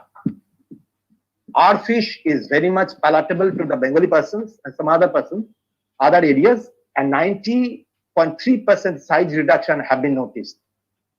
This is a size reduction, and size reduction saying that, what it says, that when the size reduction is much more, it means the mesh size is of the net becoming very smaller, and that's why this type of fish species are being found. And this is the highly priced Hilsa juveniles, which are being caught and sold in the market as in the form of koira. So this is the question of the depletion, which I am telling. And using this type of small mesh size nets, we are exploiting the small fish. And if you go to the height length of this capturing of this Hilsa, you will see only very limited size of limited length we capture from the river. This is the region up to which this is the policy making questions, and we have seen that from the Kantip region, that's the mouth of the sea, if you enter in our Hubli-Bhagirathi system, up to 80 kilometers, we get our hill shark. So this up to 80 kilometers, this must be protected during their catch, during their availability. There is the question whether we will conserve it. The conservation means preservation and utilization. So, but utilization must be judicious, so that there is the conflict. So, if you say that the conservation is a broad term, I must suggest that you must utilize them, but there is must be judicious utilization. So, preservation and judicial utilization together we say conservation. Now come to the migrant workers. In our this region, or rather I say in our Purulia, I am saying about their migrant laborers. Now migrant laborers, I am citing only 5 villages. We are functioning, we are doing the work, taking the 21 villages. I am just mentioning on the 5 villages: Shushuniti, Dumurti, Pardi, Heshadi and Usuldungri. There are 10 or 12 or 50 migrant workers. They came back, and nobody went back to their original workplace. They are engaged in the agricultural activities as well as fishery sector. And you know that there is very limited areas of the pond and scarcity of the pond water. But we have some derelict waters. In the figure, in the photographs, you see some of the derelict waters. So these unutilized water bodies can be utilized. How? So the utilization of these unutilized water bodies is very much necessary for this region where the water scarcity is there. So we can culture it. Plant, Makhana plant, Urial ferox. The Makhana is it can be one of the substitute. If you go to the big bazaar or in the Spencer's shopping mall, you will get it by 1,000 rupees for 1 kilogram. So Makhana can easily cultivate it there, and it has several benefits. Very less than 1% fat is there, carbohydrate and protein is there. So it will prevent your heart. It is acting as the antioxidants. It prevents regulates blood pressures. It is detoxifies spleen, and for the pregnant woman, it is helpful. So this type of derelict waters, when it is available, we suggest to culture it.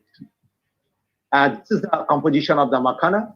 Protein we get 10%, and fat is less than 0.1%, and carbohydrate 76 more than. So there is the ecology of the Makhana, and we can culture it. I am not going through the ecology of the Makhana. It is the plant from which we get, it is the plant which is the Urial ferox, and the flower is there, and we get the flower during this May and June, and the fruit is there, and after fruit bursting, we get this type of, after bursting, we get this type of seed. The seeds are soaked in the water. It is wet, and if you give the heat, and the seed coat, actually the seed coat is broken, will break by this hammer. So this seed coat is to be broken by this hammer, and we'll get the pop. The pop will come out. So that pop is the Makhana. So it will be wet and we sell it in the market. So there is the map. I can say 1 year, if we give you just 1 year program, up from January to September or October, we can culture the Makhana. And after that, October to March again, we can culture the fish. Now in this pond, our observations or our research is that we can cultivate the Makhana along with the fish throughout the year, no problem. So our main target is the harvesting of the Makhana through cultivation, and our secondary crop is the fish along with the Makhana crop.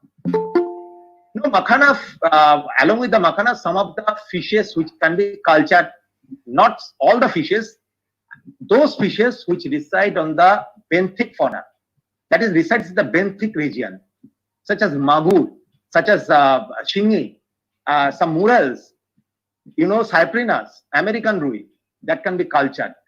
So this pond, on the left side, we are culturing the makhana along with the fish. And the middle portion is open for the respiration. So this type of pond, 1 to 1.5 feet is required, or 2 feet is required, water is required for their cultivation, no problem. So on the bank of the river, we can cultivate some of the other vegetables, as you see. So it will give a proper idea how to manage our derelict waters. So the migrant waters can be involved in cultivating this type of culture. And where the water scarcity really there, we suggest to dig the pond and placing the polythene. What we are doing there, polythene, we cultivate the makhana, and you see on the right side of the first photograph, the makhana is nicely grown. It is just it is being grown there in our Purulia in this year, and we are where the derelict water is there, we are just throwing the seeds for culture, But question is that in all the ponds, whether it is derelict, can makhana being cultivated? No, it is not there. In our Bhangor, South 24 Gorgonas, we introduced this makhana seed. The makhana seed did not germinate.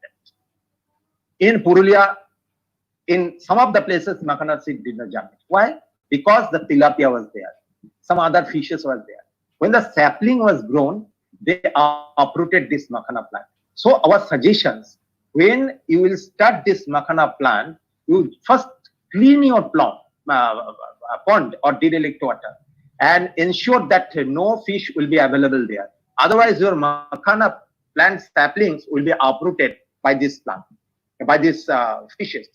And the makhana seeds yield per hectare per year, we get 17,000 kilograms.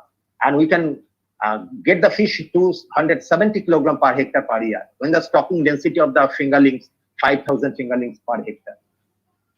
Now, recently, now the question from where they will get the money. Our Prime Minister has announced the Pradhan Mantri Matsya Sampad Yojana.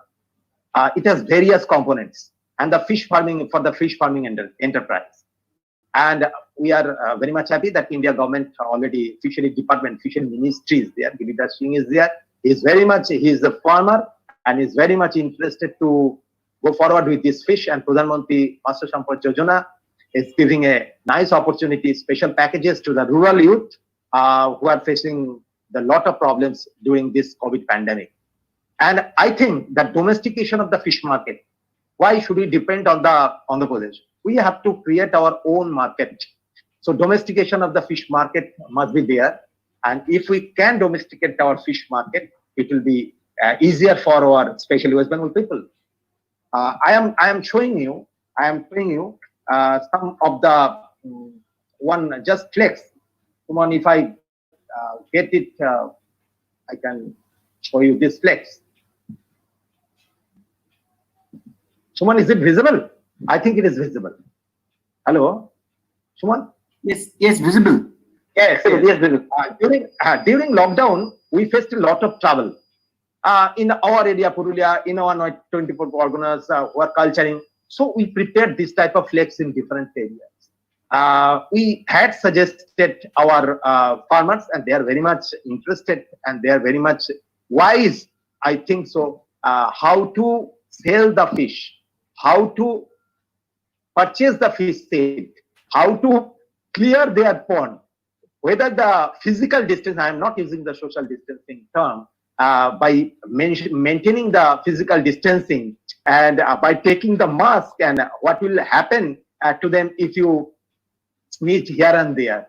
So they are maintaining till date, and we are happy. And we must be optimistic, because that our eyes, if our eyes is closed, it will be black, and if our eyes are open, it will be clear one by one. There are several other sectors are coming, raceway aquaculture system or biofloc. We can suggest the farmers, but it is not the solution, because the it has not already even proved in our area and can be a better option, but it yet to prove. So we must suggest our fishermen within their limitation, what can they do?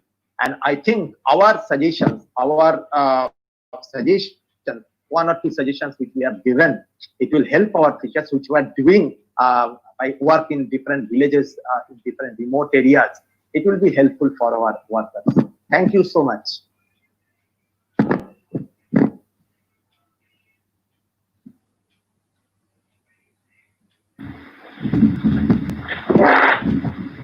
Thank you very much, Dr. Nath, for your wonderful and down-to-earth deliberation. I'd like to say your deliberation was really delicious from the academic point of view, of course. But the thing is, you took up a very, very relevant issue, and that was very wonderfully presented to the audience. Now, before I request Dr. Sandip Pal to formally take up and conduct the question answer session, I'd like to personally ask you two questions. First is, I know that for long you have been working on Hilsha fisheries, and you have really become an authority on the Hilsha fisheries and its present status. So personally, I would like to know, I think this is the question of many of the fish lovers of Bengal as well, that once upon a time during a personal conversation, I came to know that there has been significant progress in terms of rearing Hilsha in sort of closed aquatic systems like ponds, things like that. So what is the present status of this Hilsha farming or Hilsha culture, as I can say, in water bodies like ponds? So that is my first question, because if there is a progress and if there is a kind of hope, if there is a kind of, significant development, that can give a lot of hope to the marginalized fish farmers. So that is my first question. And second question is, what is the present status and what are the prospects of integrated fish farming? On part you have already elaborated, that is Makhana cum fish farming. But what about other kinds of integrated fish farming systems like fishery and piggery or fishery and poultry, things like that? So these are the two questions that I would be very eager to know from an expert like you.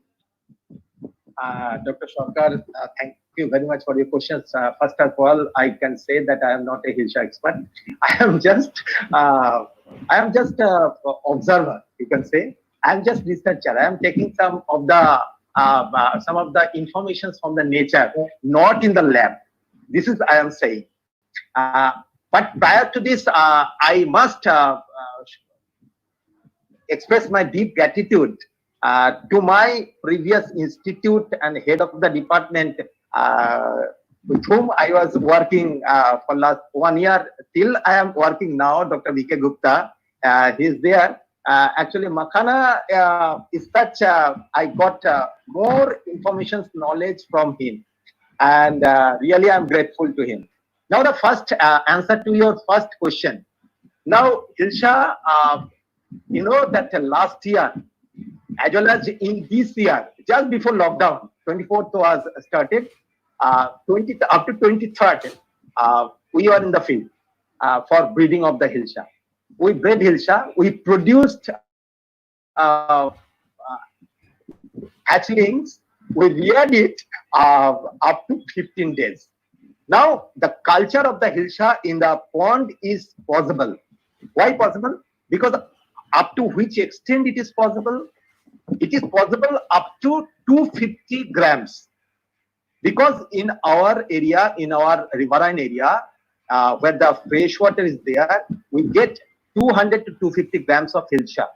After that, they need a salinity shock for the growth, for the maturation. It was noted since 1990, and the culture up to 250. But you can if you keep it in the pond with the fresh water, it will survive, no problem. But the growth rate is it will be very, very much meager. You know, in our Siva, it's a Siva. My friend, they are culturing it in our Mogra, Chatterjee, they are cultured, but their growth rate is very, very much minimum. So I think salinity shock is very much needed, and we have the plan. Now we have a plan. We have a plan to culture it in the freshwater pond up to 200 grams, and after then we'll release in the area of the pond where the salinity is there in the brackish water area. So it is possible up to 200 to 250 grams in the lake freshwater area. Okay. Now we come to the second question. Integrated fish farming is there because we are doing the piggery, we are doing the poultry farming in our area. No problem, because we use the poultry manure, poultry wastes, as well as some of the other waste to the fish. It will minimize. It is minimizing the cost of the supplementary feed. It is not the. It is already occurring. Integrated farming is there, Dr. Subodh. Okay, so that was wonderful to know that it is possible to rear hillsha fish up to 200 to 250 grams. And I really believe that with the kind of cutting edge research that people like you are doing, within a short time, probably we'll be in a position to rear this hillsha fish, which is a delicacy in Bengal and a cash crop, up to a much, higher extent. And this growth will be much more compared to what we are now getting, that is 200 to 200 grams. So with this, thank you very much. We should be optimistic. Yes, we are very much optimistic. But probably soon we are going to have hillsha from ponds weighing 1 kilo or maybe 1.5 kilo. I don't know. It is actually not like that. It is not so easy. We got the juveniles, we got the hatchlings this year, but we tried it for last 2 years. Several times we have failed. So you know that the failure is the pillar of the success. So we are looking to that. Definitely so. So thank you very much, Oshinda, Dr. Nath, for your wonderful lecture. If other questions are there, I can. Yes, I would like to request Dr. Sandeep Pal to ask him other questions from the audience. Dr. Pal, please. Yes, thank you, Shubhodipta, and thank you, Dr. Nath, for your nice presentation. I have few questions on behalf of participants. So the first question is from Dr. Rajasri Chakraborty of South Calcutta Girls College. After this Amphan, the fishing site has been destroyed. Is it possible to restore these areas by introducing new fish culture? Actually, in Sundarban area, you know that the freshwater region, what we see, actually it was the saline water. Initially, it was saline water. Now, if we create the pond and after 2 or 3 monsoon is over, it will become freshwater. So it will take 1 or if salinity is there, if freshwater zone becomes saline, what we saw during Ayla, 1 or 2 monsoon seasons, if it is over, it will become ultimately the freshwater. And so in that case, I should suggest the culture, the bangon, mallets to culture there. Okay. So it is remarkable, no problem. Okay. Okay, thank you. And next question is from Sandeep Kumar Sinha. This is the time of Hilsa. After Amphan, is there any change of life pattern? In the same case, is there any changes also due to COVID-19? No. Again, I am saying that our lockdown period, lockdown means our stay, the banning period was up to 15 June.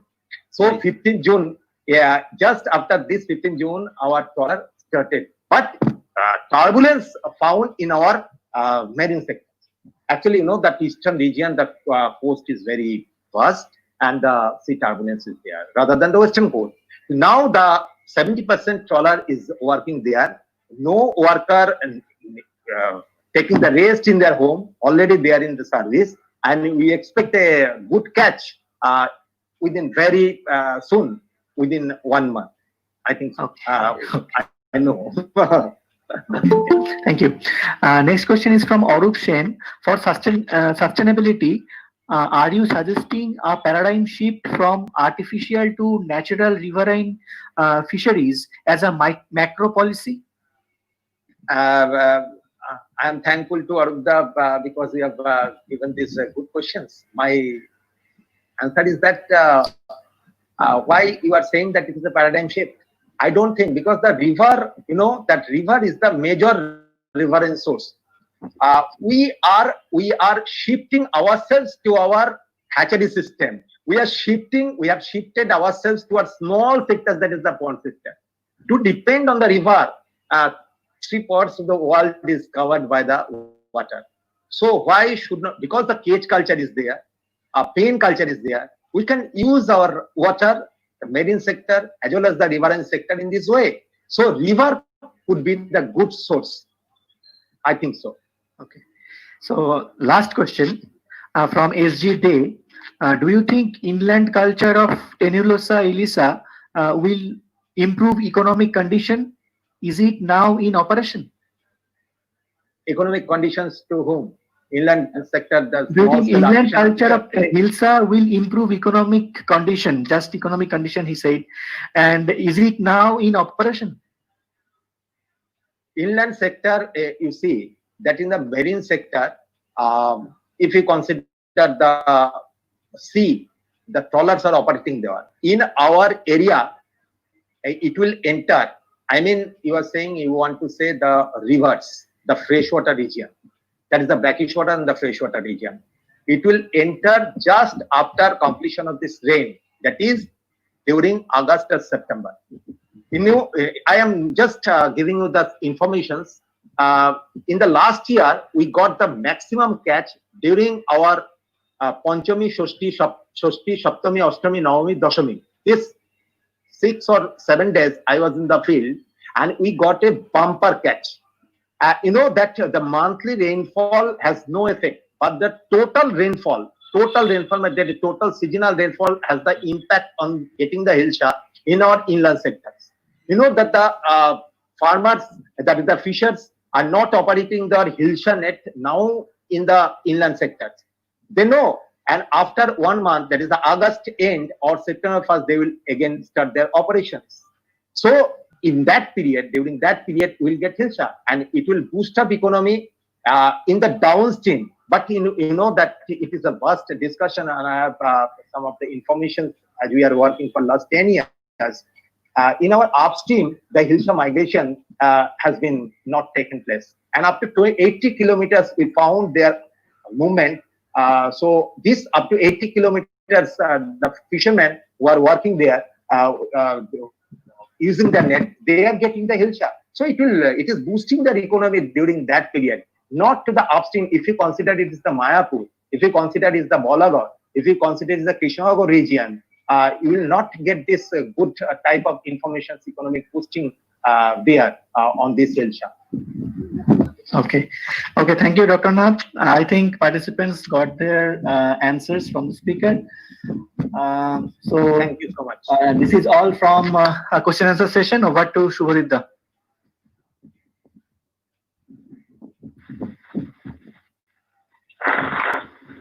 Thank you, Dr. Paul, for conducting the question answer session. So we are reaching the last stage of this two-day-long webinar, and our next speaker is we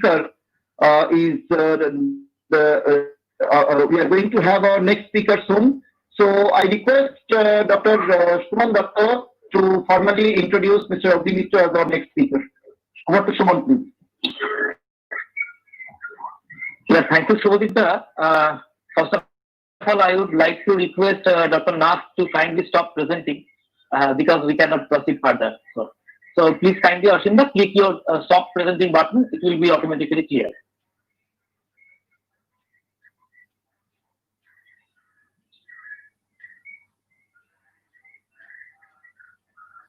Hello, Ashinda, can you hear me?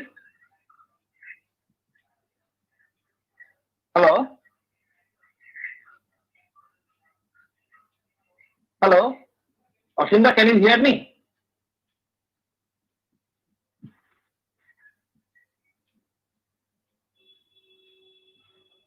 Hello, Ashinda.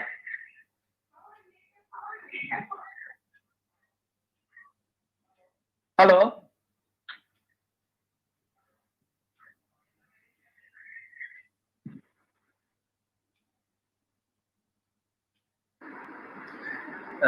Hello, Dr. Datta. I think I can present and it will override the screen from Dr. Nath? Yes, Probably it is it will create problems, sir. The problem is that if anybody is presenting, then another one cannot present. It will be overlapping now.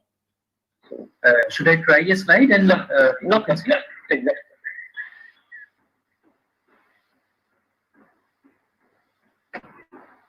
Well,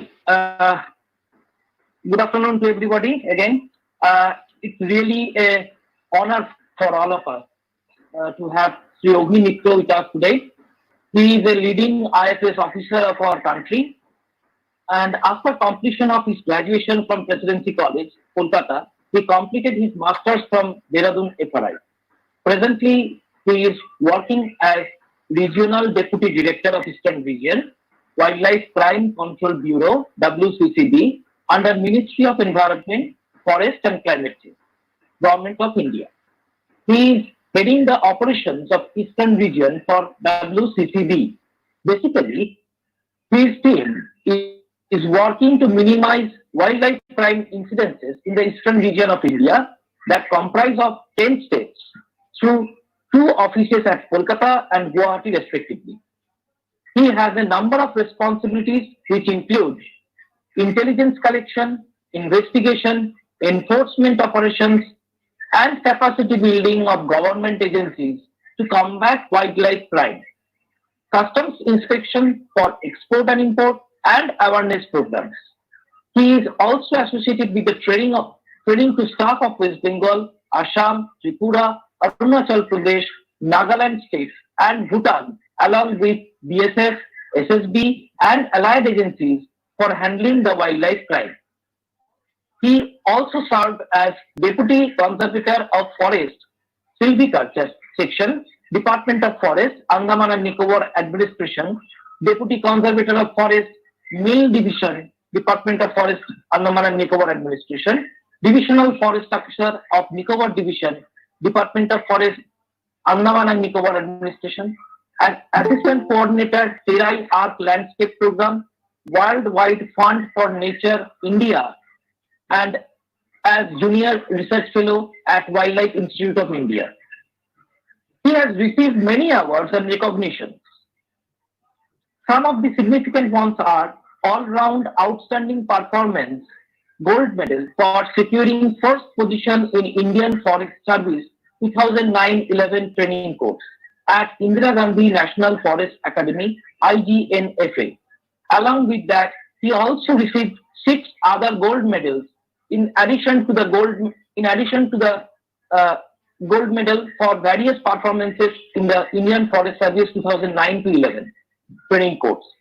He has received medal for highest marks in computer module in foundation course at Lal Bahadur Shastri National Academy of Administration, gold medalist in MS Environment Management 2002-2004 batch from FRI, Dehradun. I heartily welcome Dr. He is also awarded with Certificate of Application by Additional Director, Wildlife Crime Control Bureau for his success of Operation Kurma against illegal turtle trade, Government of India, and also was solicited by CITES Secretariat, Geneva, for success of the Operation Kurma. I heartily welcome Dr. Sri Ogni Mitra in this program to Dr. Shubhadeep Sarkar.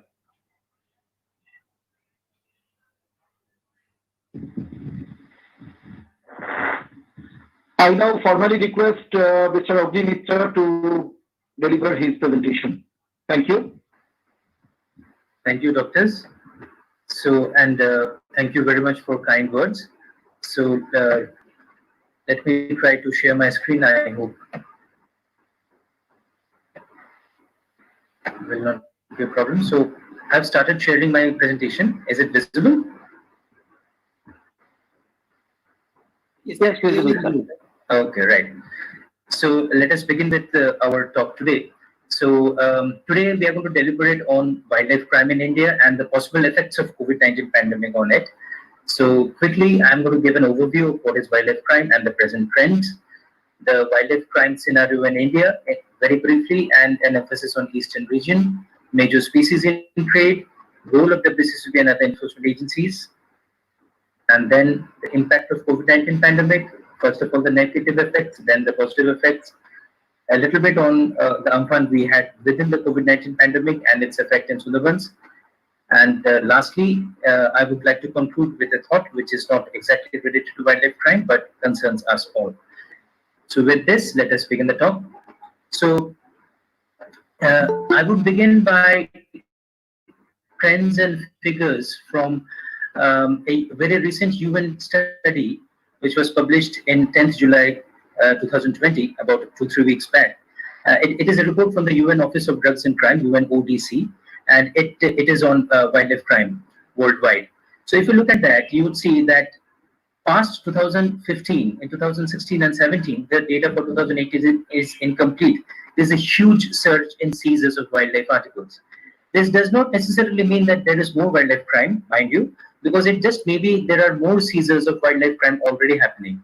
But the fact remains that the number of seizures have doubled or more, and it is likely to be the same in the same levels as in 2016 and 17 in 2018 too.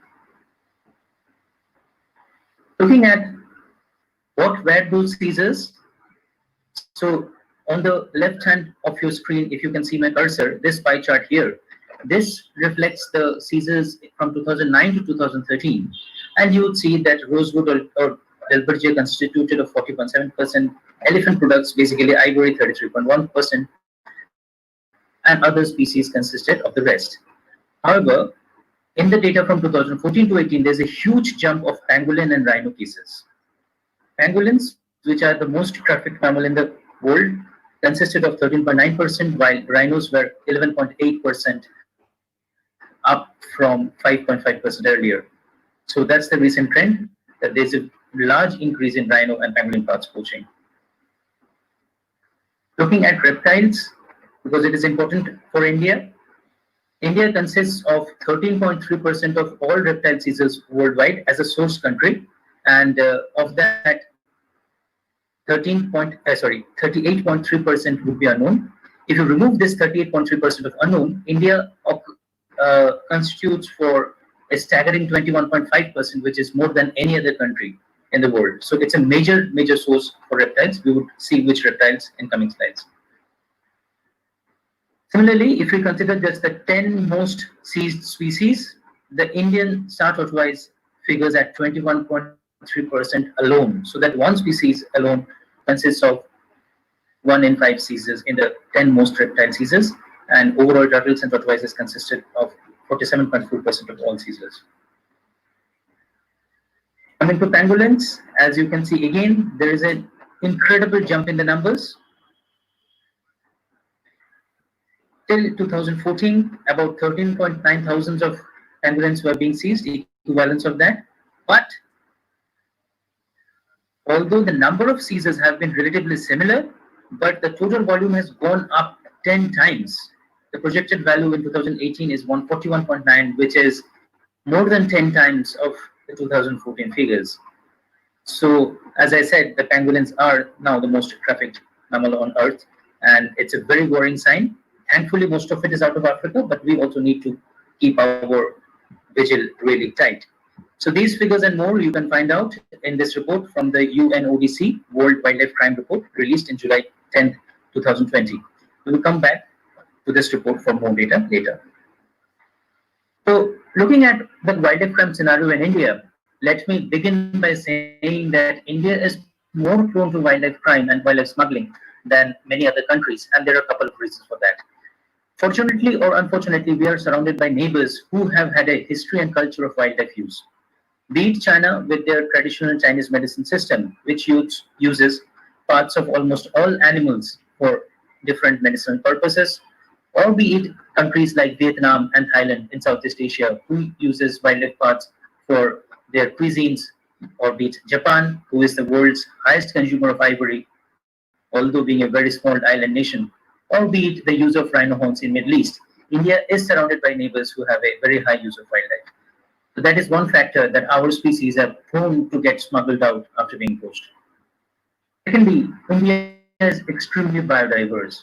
It is one of the 12 mega biodiversity countries, and be it any taxa, be it the mammals, in which the rhinos and the tigers are getting poached for their parts, be it the reptiles, where we just saw that the Indian star tortoise here in your slide, it constitutes of 1/5 of the top 10 reptile species, or be it the bird-winged butterflies. Many of Indian species are coveted either as medicinal parts or as pets or as parts of their cuisines. So that is why we have a lot of species which are coveted worldwide and they're going out of our country. Coming to eastern region, this scenario becomes even more critical.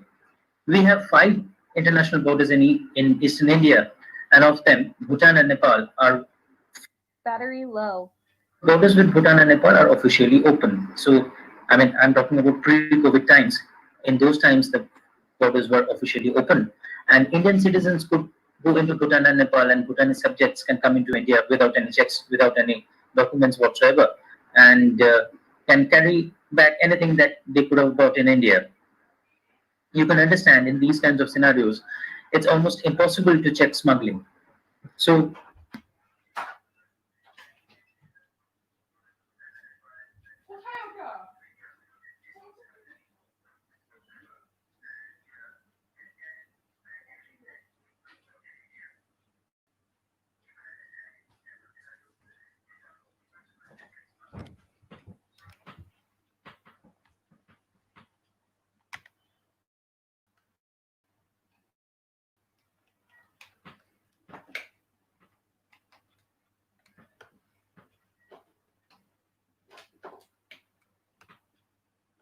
Power on.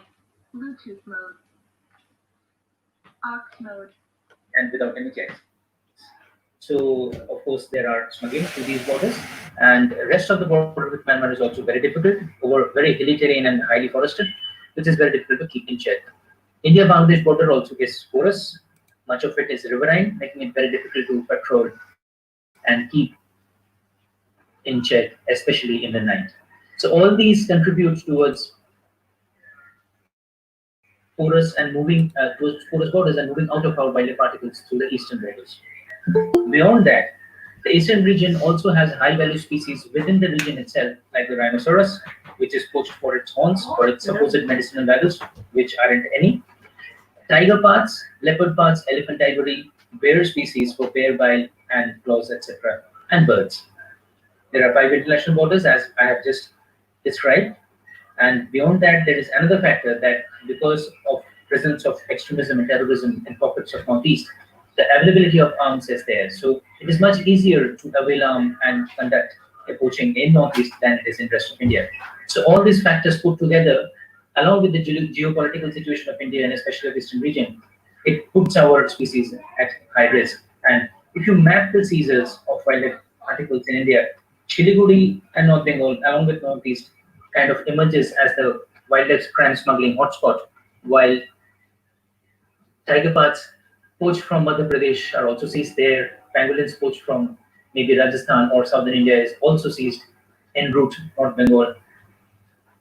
Maybe star tortoises from Karnataka or marine products from Andaman and Nicobar, all are caught in North Bengal and in northeastern parts of India en route our international borders.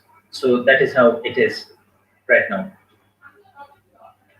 Coming into international smuggling routes, we are going back to the UNODC report, and this is regarding pangolin scales. So as you can see, the major destination is China, and the next one is Vietnam. You will see that in a minute. Thankfully for us, most of it is coming out of Africa and not out of India, but we need to really keep our eyes wide open. And with the pangolin populations going down in Africa, anytime the pangolin populations in India is going to suffer from an increased demand across the border, and it is already happening actually. If you look at the destination countries for pangolin scales, China alone accounts for 50.4% of the destination, with Vietnam at 13.3%, and other Asian countries and Nigeria figure in the rest, and a portion of it is unknown. So if you remove the unknown from the calculation, China accounts for a staggering 70.9%, with Vietnam at 18.7% and others following them. So now you know where all the pangolin scales are going. Coming to reptiles, We do see a sizable amount of reptiles going out of India, but again, the primary destination is China, and it is both for use in medicinal systems, for use in cuisine, and also as pets. The Feng Shui, it prescribes keeping turtles and such reptiles as pets for the betterment of the house and the occupants. So that is why there is a huge demand for turtles for being kept as pets. There are many exotic reptiles being kept as pet in the United States, and that is why it is also one of the major source countries for illegal transit of reptiles all over the world. Coming into tiger parks, it is moving out through our northern borders mostly, from Uttarakhand borders there, or from UP into Nepal, or from, of course, Shiliguri into Bhutan, Nepal, and northeast. A couple of items also through Mumbai and Chennai ports, but majorly, if you would see that maybe through Thailand, maybe through Singapore, most of it is landing again into Chinese territory. And thankfully, all these have been brought into the notice of the Chinese authorities. And unlike previous years, in the last couple of years, the Chinese government has been a little more responsive, and they have taken some steps to ensure that wildlife crime and the consumption of wildlife particles in China goes down. Right. So, as source country, India figures at 9.3% and Thailand as 66.9%, but that is a slightly skewed data because this consists of, this also accounts for this one single case of the tiger temple in Thailand, which accounts for 207 tigers and tiger carcasses being seized. So that is how it is. But if you remove that one case, this is a more representative data here on the right side of your screen. And India then accounts for 24.4% of the source ties. India is source for 24.4% of the big cat seizures. So that's a very high contribution, and it is something that really shows us that our tigers are at grave risk. So, little bit on the routes and the destination, especially for rhino horn, through our eastern borders. What we understand is there is a place, kind of a site called the Golden Triangle here. This is a border region where you have the Chinese territory in the north, the Lao territory in the east, Thailand in the south, and the actual border, the actual territory is in Myanmar, but these parts of Myanmar are rebel controlled, and the Myanmar government has little control over these eastern regions. And unfortunately, because of that, there is a lot of illegal crimes flourishing. There are illegal markets, and we understand that our wildlife products, mostly rhino horns, are getting out of Northeast India and going into these markets through the towns of Myanmar, like Kali and Mandalay. So, a couple of routes. One is through Imphal and Moreh, as we have been discussing, and other through Mizoram. So, Mongla and Tachile, these are the two wildlife markets as per our information. Quickly, we will just go through the species in illegal trade. Of course, the tiger, all parts of the tiger getting used, leopards and all parts of the leopard as tigers get scarcer and get scarcer. Rhino horn, what you see here is a glass carved out of a rhino horn with the belief that any potion drank in that glass would infuse the potion with the supposed medicinal qualities of rhino horn. There has been scientific studies of whether there is any medicinal property, and none has been found so far because it is basically a tuft of hair. Then we have the ivories from the elephant made into different figurines or different ornamental items. The pangolin scales made into Chinese medicinal preparations. There is pangolin's fetus soup, which is a delicacy in China, and also traditional, ceremonial wares for the royal families by pangolin scales. Musk pots from the higher reaches of the Himalayas, from the male musk deers. A recent phenomenon is a lot of snake venom being caught, and these are caught in these kinds of jars, crystal jars, which has white crystalline solids and being touted as snake venom. So laboratory tests do prove that snake venom is there inside in crystallized form. But where are these coming from? I mean, it is coming within Indian territory from Bangladesh, that is for sure. But where it is coming in Bangladesh and where it is going through India is still a mystery. The investigations are on. It's likely that it is also going into China, but China claims to be a net exporter of snake venom for development of vaccines elsewhere. So it's still a great mystery. What is this about? Since it is a derivative of cobra venom, it is a wildlife particle, and that is why it is getting seized. Tokyo geckos also, the trade has really picked up in the last 7-8 years in the false belief that it is some kind of an aphrodisiac. Bear biles, we were talking about that. So gallbladders with crystallized bear biles inside is a huge problem. Turtles. The turtle trade in India can be categorized into two types. So on your right side, you could see that turtles which are used for consumption, the soft-shell turtle and the Gangetic, I mean the Indian soft-shell turtle and the Gangetic soft-shell turtle. This consumption is mostly within India. This does not go out much. And on your left side, you would see turtle species which are coveted as pets, especially the Indian star-turtle. Beyond that, we have the small Indian tent turtle, red-crowned roof turtle, spotted pond turtle, etc., which are also kept as pets. The bird trade, this is also mostly within India. So you have the parakeets and the myna being kept in cages, and on certain occasions, you would see use of Indian rollers and owls during Diwali and during Dashera, etc., those kind of festivals.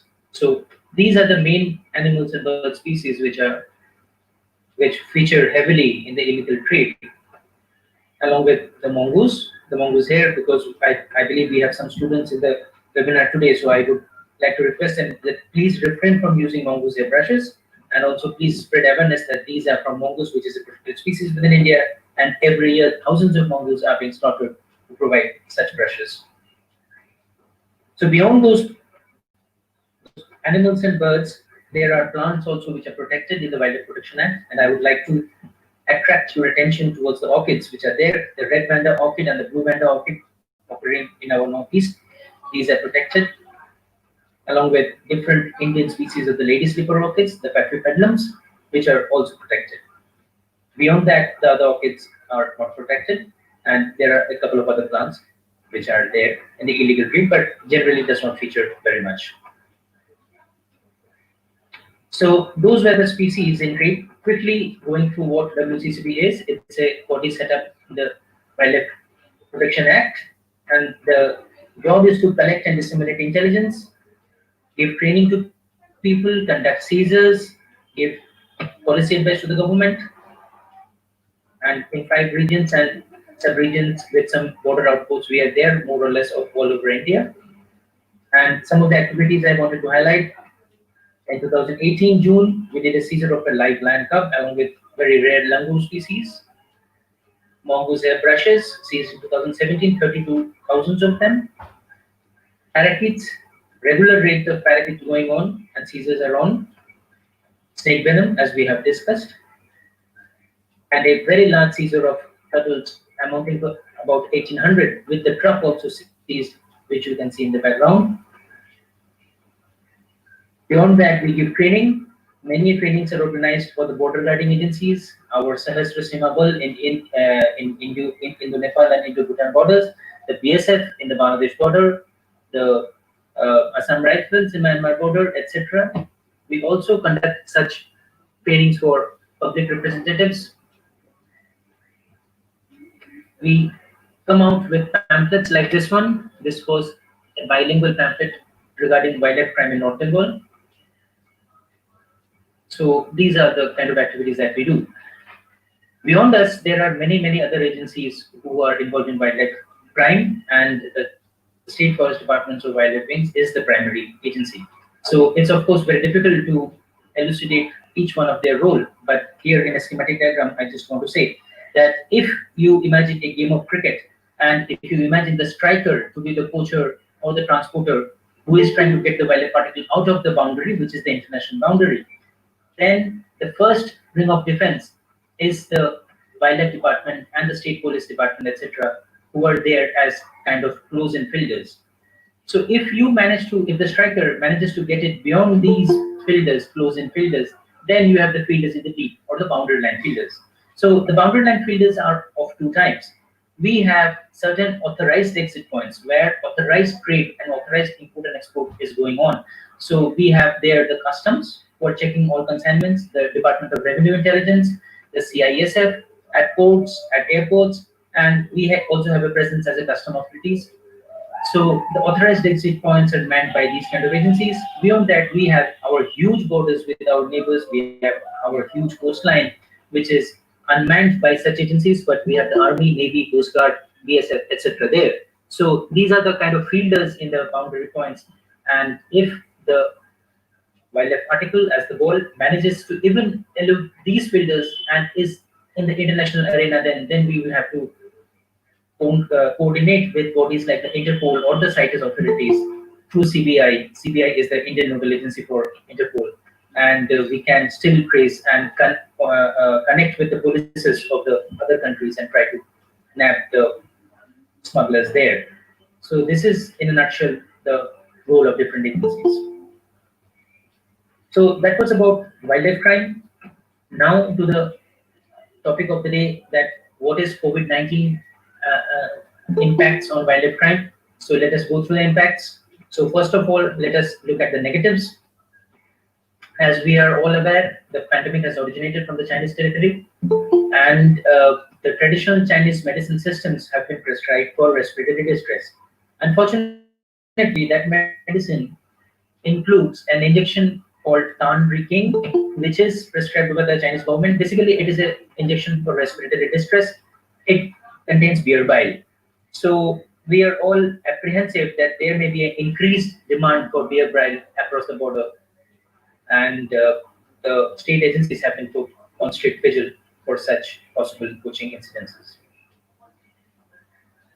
Secondly, as we are all aware, with the lockdowns and general ban and general difficulty in transport, our informers are also having a hard time going around and collecting information. Agencies like us depend upon intelligence, and intelligence is collected on the ground. So if movement is impaired and the power of the crowd is not there, then it's an impediment to collect information. So that is a problem that we are all facing, all enforcement agencies. The other thing is about the migratory laborers and their migration back to their homes. So as we are aware, the migratory laborers, they had gone back to their homes in the initial phases of the lockdown from the industrial centers like Mumbai and Bangalore and the like. And some of these laborers have gone back to homes which are close to forest areas. Let's say in the northeast or in the central Indian forest or in the western Ghats, people have gone back to homes which are adjacent to wildlife habitats. They did not have anything to do, they did not have any occupation, they did not have any income. So an obvious thing to do was to go for hunting and provide some protein for families, for pot, and also for some kind of recreation, because they did not have anything to do. Unfortunately, some of them also posted these things in Facebook and WhatsApp and such social media platforms. I mean, I don't know, fortunately or unfortunately, but because of that,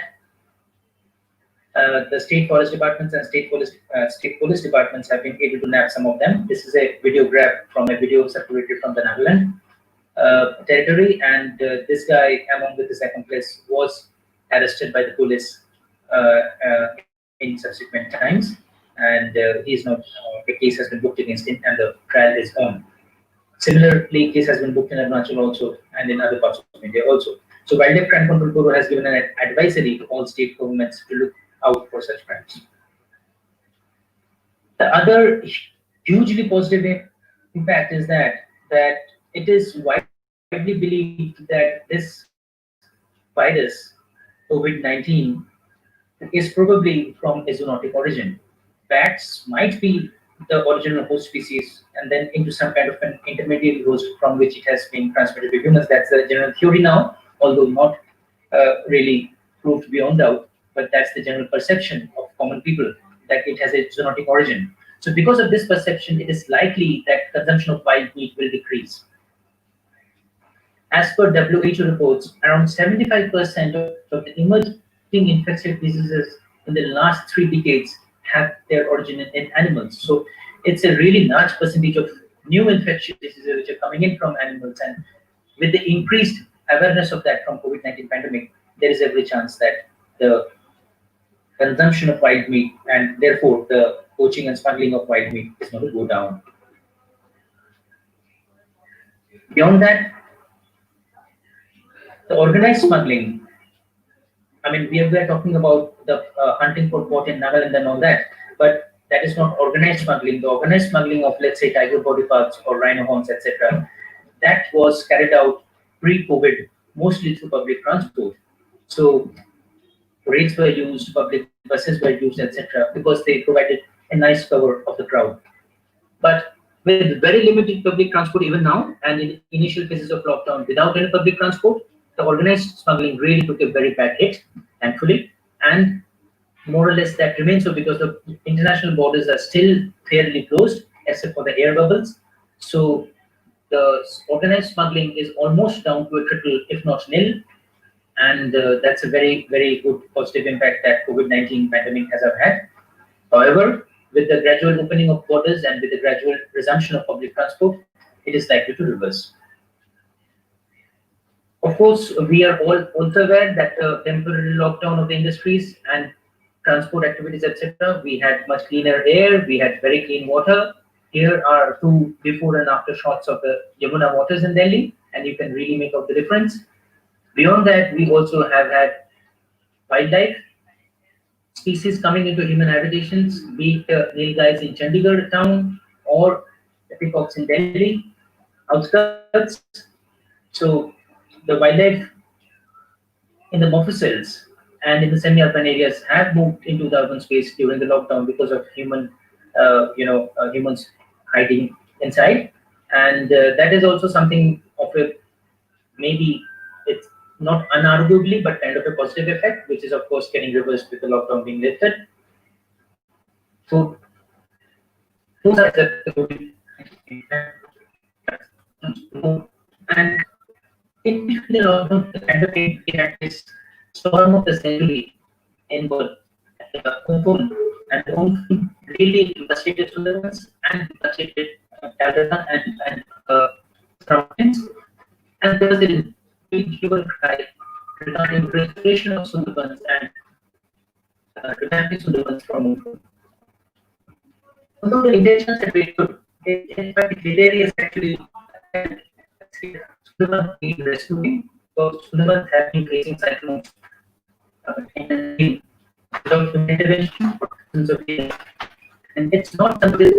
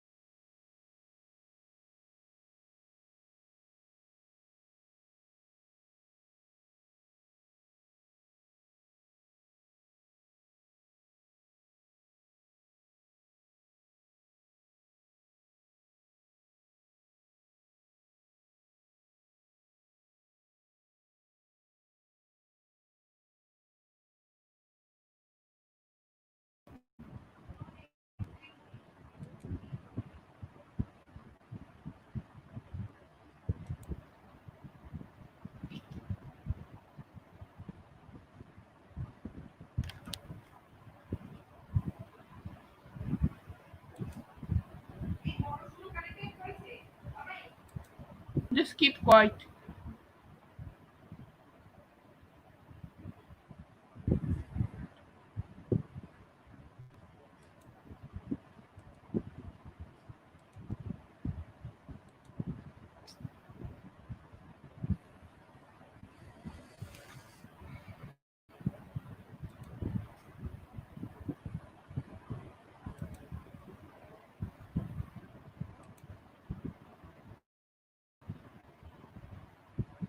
And that is mostly because he could put that time to use and he could think uninterruptedly and then take along his theories and make solid progress while he was there confined in his home. So yes, of course, we are going through similar situations and we are all locked down and our activities are severely restricted. We have to meet only in online. But then all crises are opportunities. And I want to say that greater the crisis, greater is also the opportunity. So please take this time and conduct some disruptive change because disruptive change, if you do in normal life, it is going to take down your productivity very is already really low. And this is the time where you can work on destructive change and come out for patient living. So if you have any information during my listening, please share it with us in numbers and in these emails. You can share it the chief coordinator world. With this, also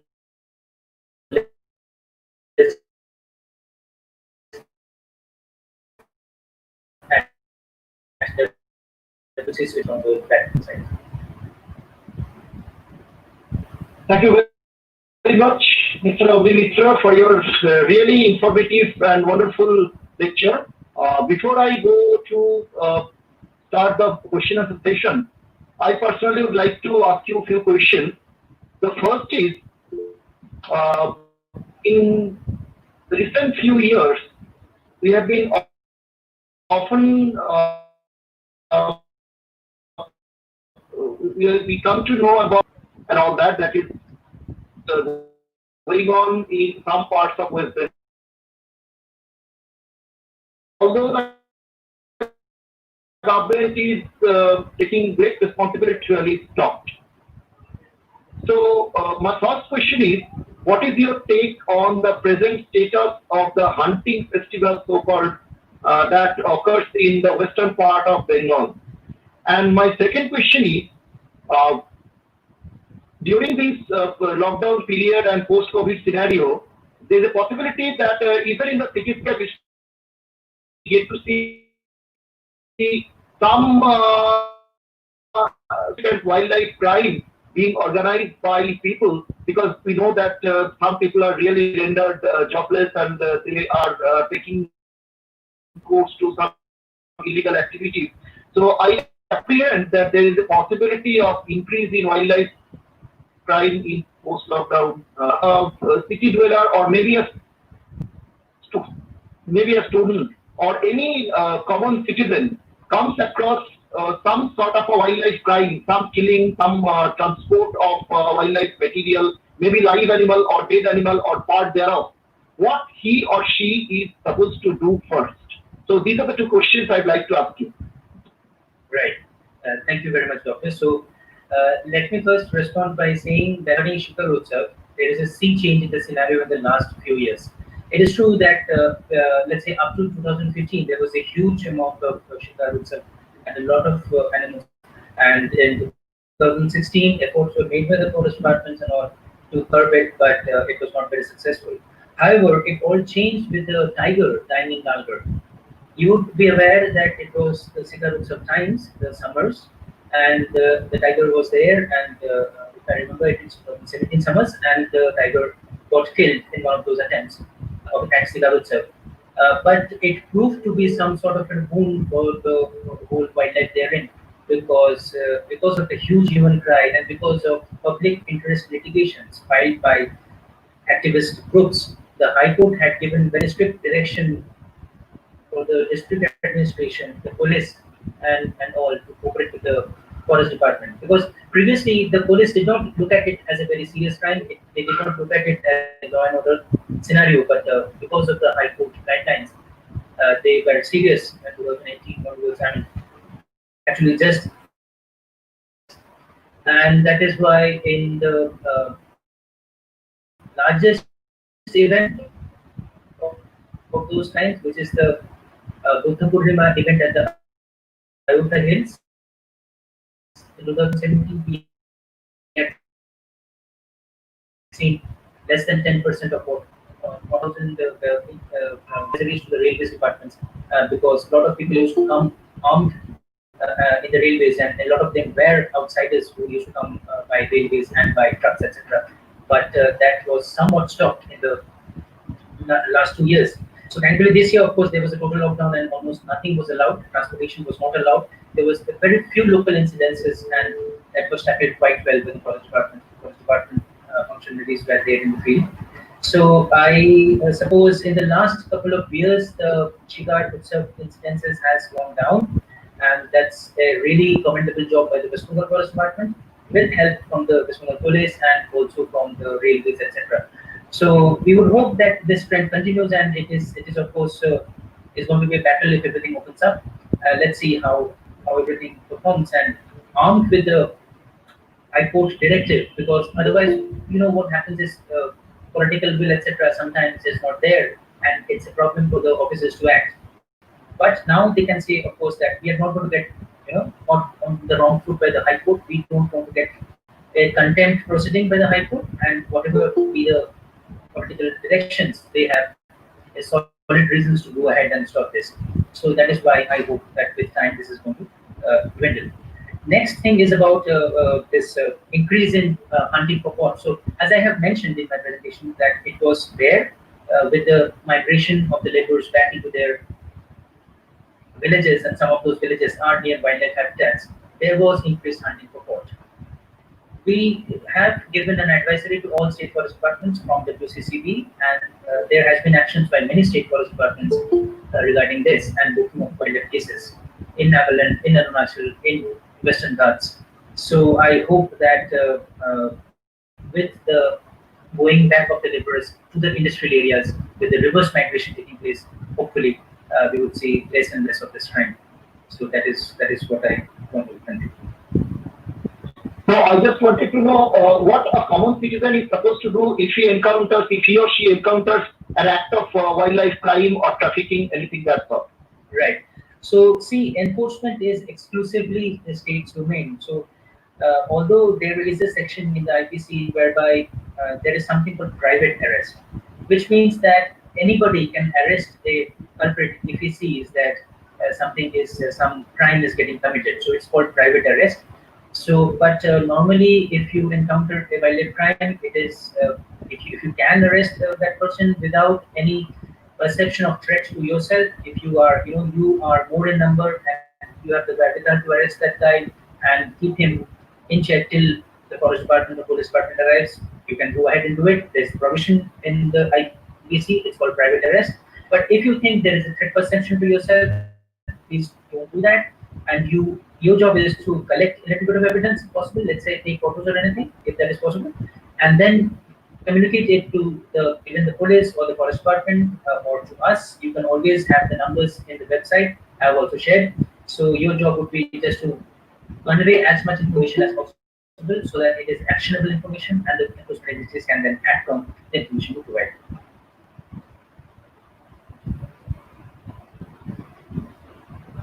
Okay, thank you very much, Mr. Mister.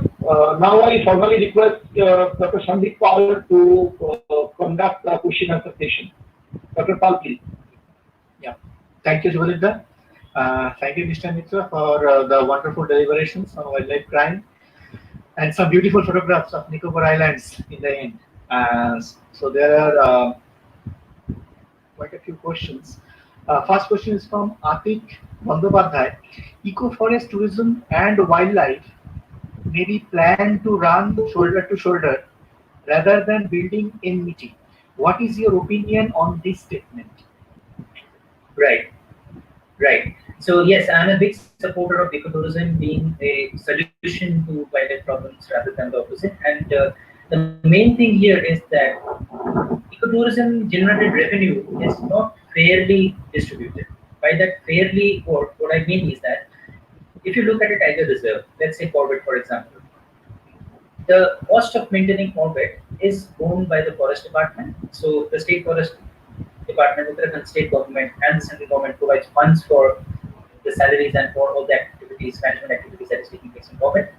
The other cost of having Corbett, that is the raids by the herbivores on the crops, the raids by the carnivores, tigers and leopards on the cattle, and occasional killing of humans by tigers and elephants, all that cost is being borne by villages just outside the reserve.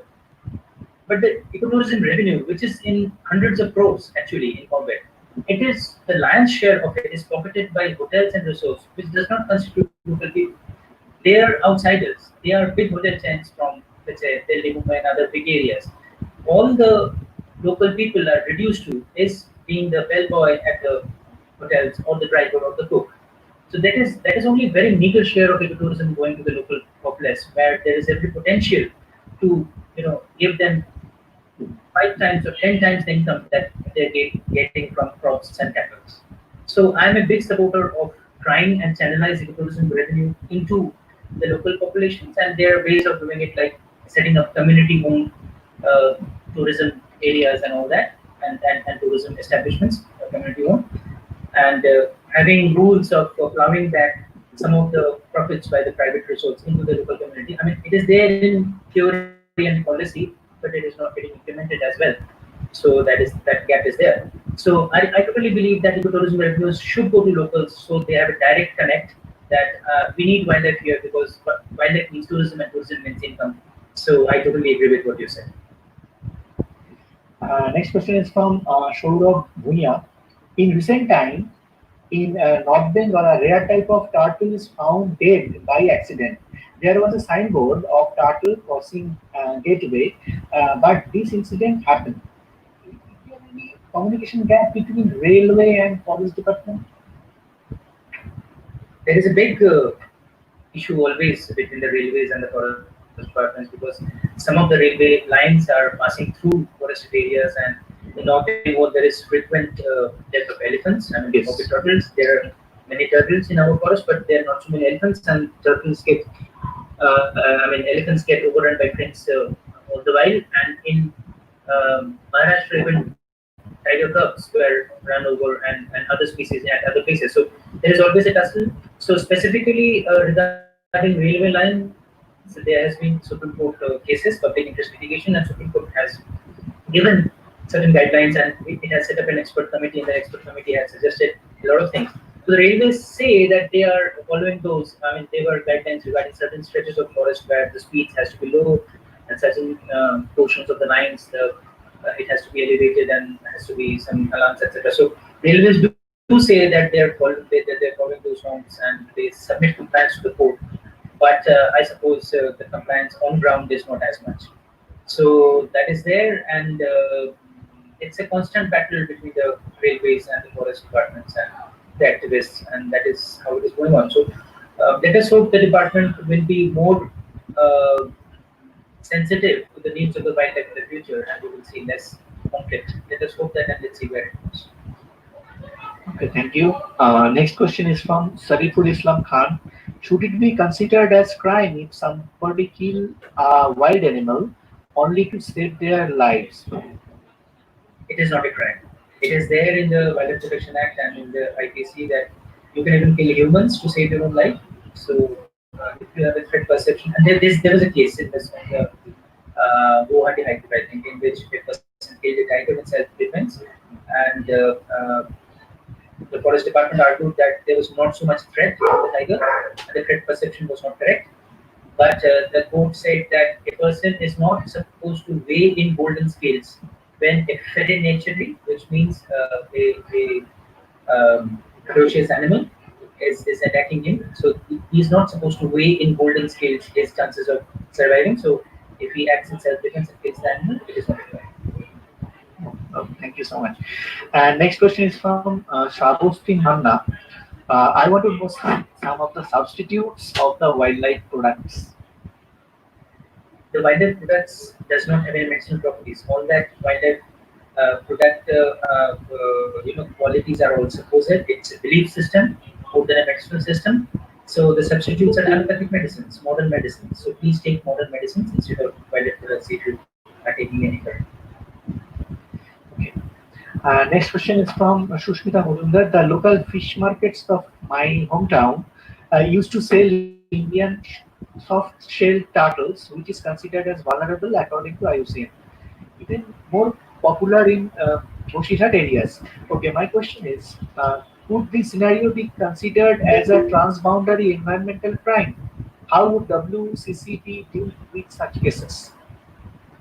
So it's not transboundary because the turtles are sourced from within India, mostly in Uttar Pradesh, the Chambal River systems, and in Odisha and Andhra Pradesh, and then coming into Bengal.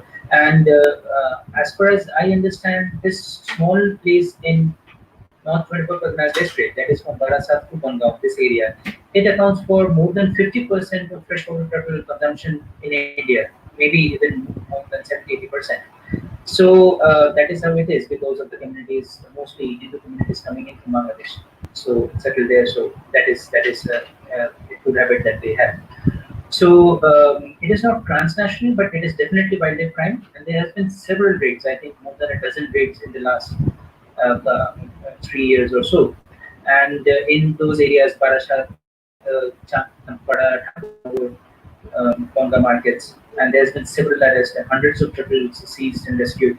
So it's an ongoing process. It's something that is ongoing. So that battle is still on. So on and off, we keep on raiding along with the West Bengal Forest Department. West Bengal Forest Department has booked, I think, more than a dozen cases on the raids. So that is going on, and I think we have achieved some kind of a curve.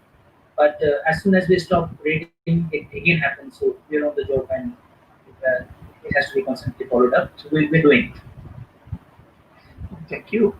Next question is from Muskan Tahira. Why the mentality of people cannot be improved so that crime against wildlife does not occur? Kaziranga is flooded every year, for which the animals there suffer a lot. But why no arrangements are made so that the animals there are not left to suffer due to floods? Right. So let me answer the second question first. So Kaziranga floods are a natural phenomenon. Just as I said, that we do not need to rescue Sundarban from monsoon or cyclones. We do not need to rescue Kaziranga from floods.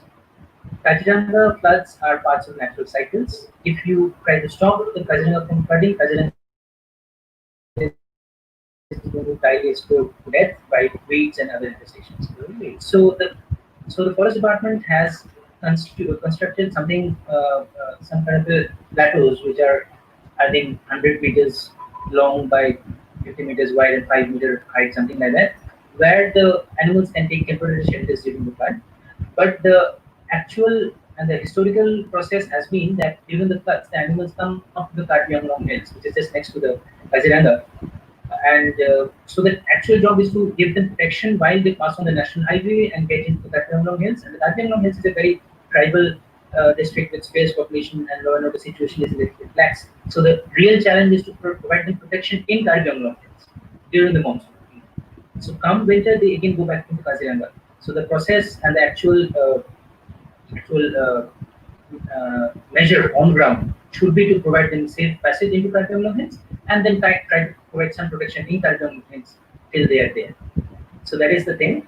And the other thing about why people's attitude cannot be changed, I really cannot say, because we are all part of the society, and I think with greater education and greater awareness, we would see someday more compassion towards wildlife. Okay. Thank you. Next question. The question is not clear to me. I am just reading from SG. Nowadays in Bankura and Purulia, chameleons are more common near many villages. Do you think this fact will prone to wildlife crime connection to villagers by wildlife crime heads? What will be the way out? So let us, we don't have information that this has resulted into more smuggling of chameleons. If that occurs, then we will look at it and then we will try to put in some measures. So till that time, it is not perceived to be a increased smuggling phenomena. So there's no reason to take any action. So if you have any more information and if you have seen some crime happening, so do let us know. We will act on that. And now the last question from the participant, Dr. Devratna Mukhopadhyay. She asks, if there is a problem in informing the officials against poachers, can there be alternative way like informing the locals or police directly through either internet, web or phone like that? If there is a informing the officials against poachers. Yeah, so I have shared our numbers, so you can do that. You find contact details in the wccb.gov.in website also. You will similarly find contact details in the West Bengal Forest Department website also, so you can just give a call. You have the emails also, you can leave in an email anonymously if you want. We receive anonymous emails, and of course, any information given, the informer is given full protection and the identity is never revealed. So that is that. So if you are apprehensive that your identity might get revealed, so you can use an anonymous email ID to anonymously email us. Okay, this is all from the question and answer session. Thank you so much, Mr. Mitra. Over to Shubhodita.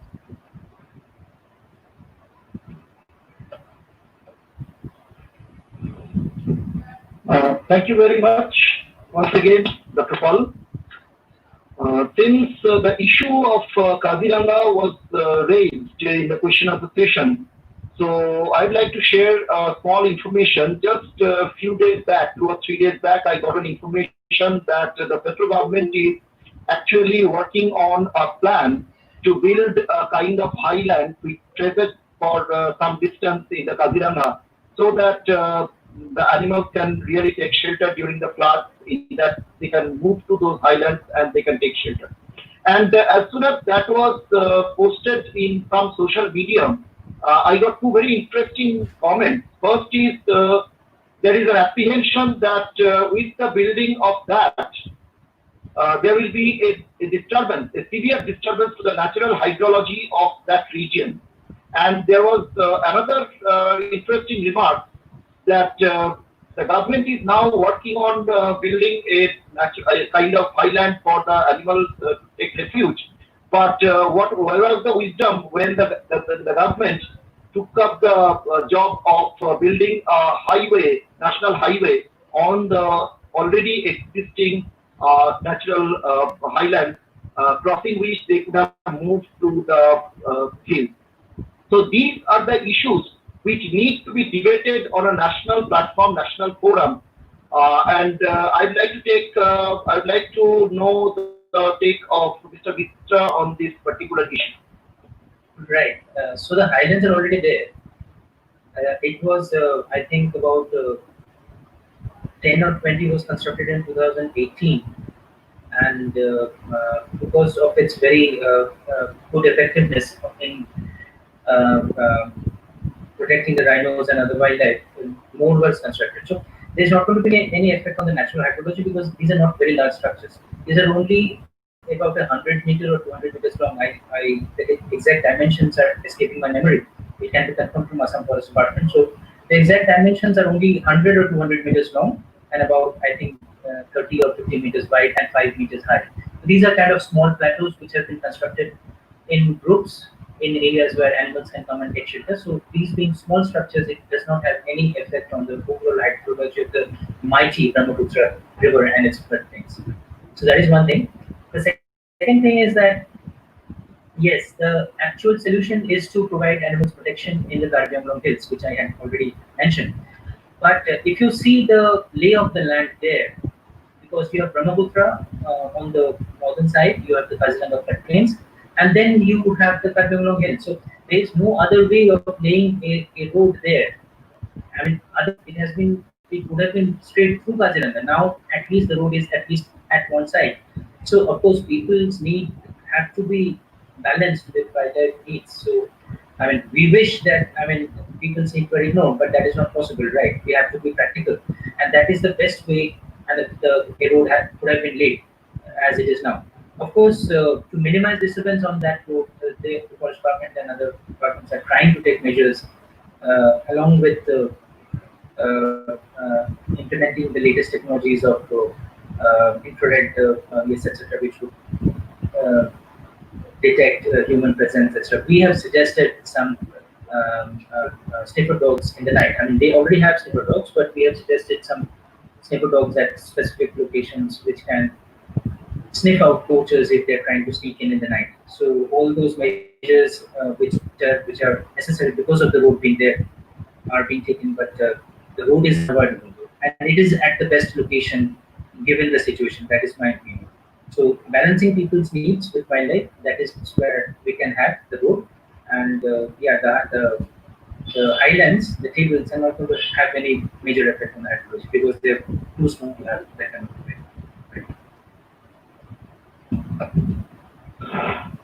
Thank you once again. Thank you very much, Mr. Mitra, for your wonderful presentation and explaining crucial environmental issues related to wildlife crime, poaching, etc. We all have a lot of curiosity regarding the protection of wildlife and Indian biodiversity being provided by very dedicated, very sincere, and very knowledgeable people like you.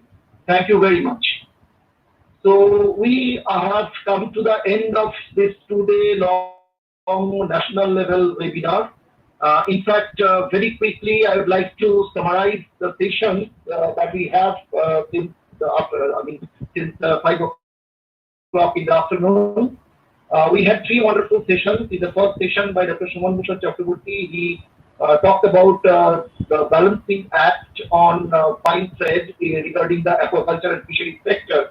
And he started with the problems that this pandemic posed, the problems with respect to the fish consumed, means of sourcing, processing, and investment, etc.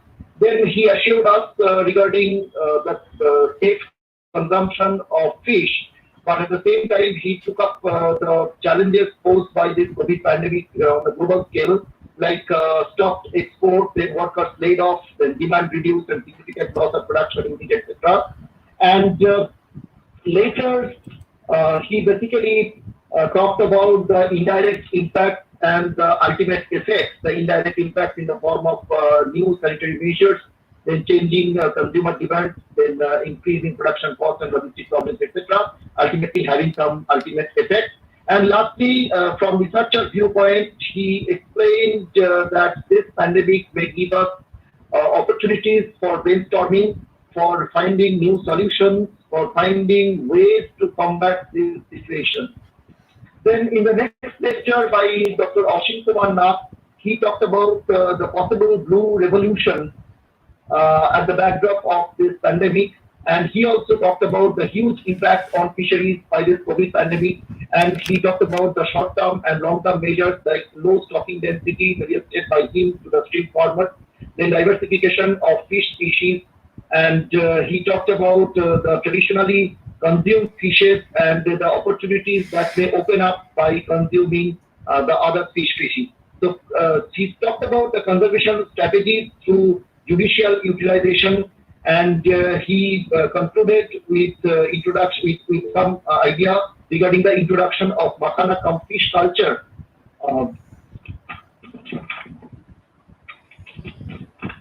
in the present perspective. In the last lecture by Mr. Ogni Mitro, that was a wonderful lecture on the wildlife crime in the Indian scenario, particularly in the post-COVID and post-Amphan days. And he talked about the crisis, the problems that are faced by our country in terms of being surrounded by our neighbors who have a long history of consumption of wildlife and wildlife products for meat, for the medicinal purpose, so-called, and for other purposes as well, which puts a great pressure on the Indian biodiversity and wildlife, and also on the sentinels who are keeping a close vigil on the wildlife crime and the smuggling and poaching kind of issues. So he talked about the negative impacts of COVID-19, that is the use of some material like bear bile for the Chinese medicine, where it has been suggested to give relief to people from respiratory distress. And he also talked about the difficulty in intelligence collection due to the restricted movement and all that. So the problems also due to the migratory laborers who do not have proper job, and so they may take up wildlife, small wildlife-related crimes, just as a means of passing time and consumption or procuring some food for their family as well as for themselves. And finally, he talked about the positive impact as well. Since this COVID-19 is conclusively proven to be something, almost conclusively proven to be something of zoonotic origin, then people might get scared to consume wildlife meat. And there has been a declaration by WHO that 75% of the emerging diseases from in recent years are due to the viruses of zoonotic origin. So that might have impacted positively regarding the incessant, the craving for wildlife materials, including the wildlife meat. So finally, he talked about a very important issue, that is the issue of restoration of Sundarban after the Amphan. And it is really, really true. I was really moved by his statement that nature does not need conservation. We need to ensure our safety, our survival on the face of this planet, wonderful planet, and we need to live in harmony with nature. But if nature is too large to enjoy conservation from our end, it is really the mankind which tries to protect itself from extinction by protecting nature and environment. So that was really, really wonderful, that all three lectures. So my heartfelt thanks to the resource persons for their wonderful deliberation. Now I would like to request Dr. Surendranath to say something regarding filling up of feedback forms and submission after this webinar is over. So over to Suman. Thank you. Thank you, Shubhavitya. It's a really wonderful experience for all of us. Thank you to all the participants for maintaining the rules regarding the webinar. They always keep their microphone and cameras in switch off mode. We have listened to the speakers very carefully, and yeah. I'm interrupting once a second. I would like to take a group photo, so please participant, those who are present now. Yeah, please Switch on your camera, please. Camera, so that we can take a photograph, group photograph by virtual. Please switch on your cameras, please. Everyone.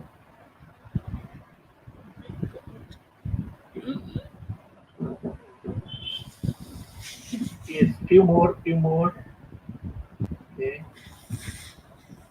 Let's take a fast snap.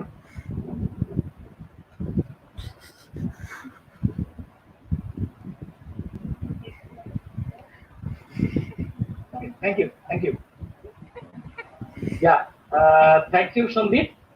It was a wonderful experience from all of us.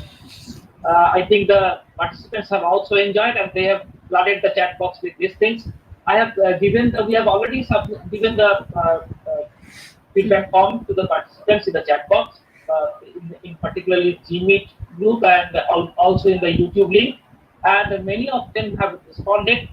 The participants are requested to kindly check before submitting their feedback form, because it will be the final one. We cannot change it, and according to this, their certificate will be issued within 7 days, as we expect, and it will remain active up to 12 of tonight. So all are requested to kindly fill up the feedback form as early as possible and very much carefully. Now I would like to request Dr. Shubhavit Shortcut, to kindly give the vote of thanks and end this successful day. Thank you.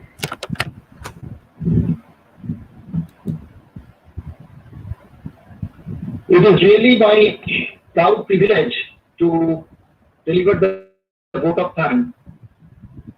In fact, as we all know, during the lockdown days, we were all bogged we were all locked down really, not only in terms of our physical activities, our movement, etc. It was a kind of slumber we were thrust into in terms of our academic activities as well. So right from the beginning of this lockdown, we have been planning about conducting something which would be of current relevance. And when I had a talk with two of my very close friends whom I respect very much for their academic credentials, Dr. Suman Datto and Dr. Sandeep Pal, we all came up with the idea, we all agreed upon the idea of conducting this webinar. So before expressing my gratitude to anyone else, I think I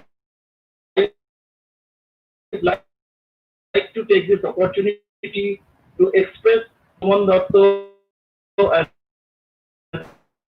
Dr. Sandeep Pal as my friend and as the joint 2 weeks or so to make this program a grand success. Thank you, Suman, and thank you, Dr. Sandeep, for your excellent contribution, your sincere involvement.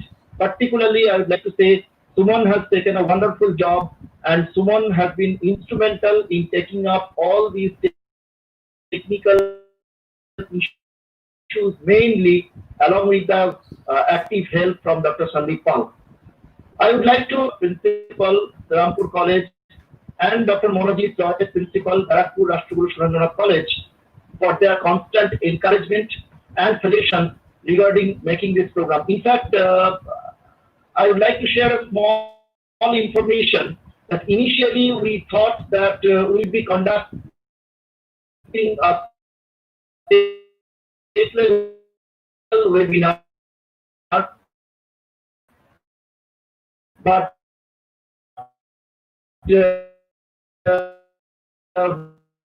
mainly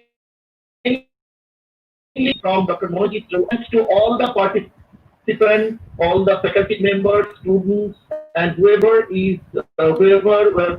was present during the last 2 days, yesterday and today, in all these 6 sessions.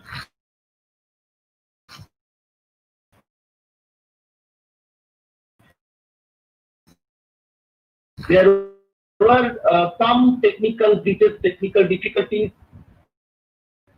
which is in fact the most risky part of any webinar.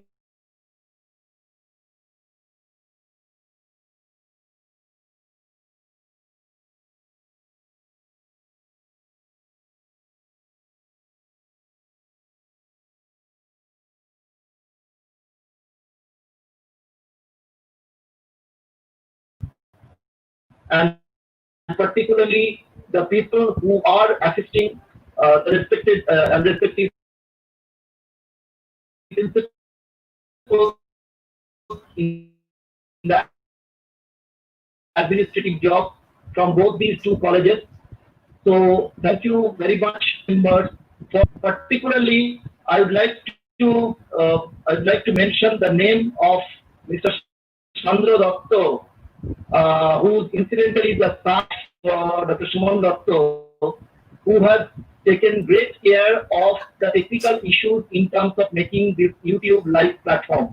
So thank you, Chandra, for your excellent involvement and your technical knowledge regarding this particular thing at a very, very young age. Thank you very much. So once again, thank you. Thank you very much. So I think this has been really wonderful as a first effort, and I sincerely apologize for whatever problem the participants faced because of some technical issues like poor audio or video quality at certain points of time. And I would like to say at the end that I take the full responsibility as the senior most member of this organizing committee of whatever trouble was there, and I give full credit to my two brothers, Dr. Sandeep Pal and Dr. Suman Datto, for whatever good thing was there in the webinar. Thank you very much.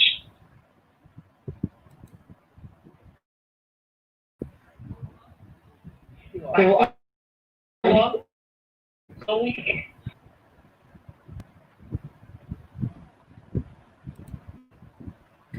Thank you for the opportunity to speak.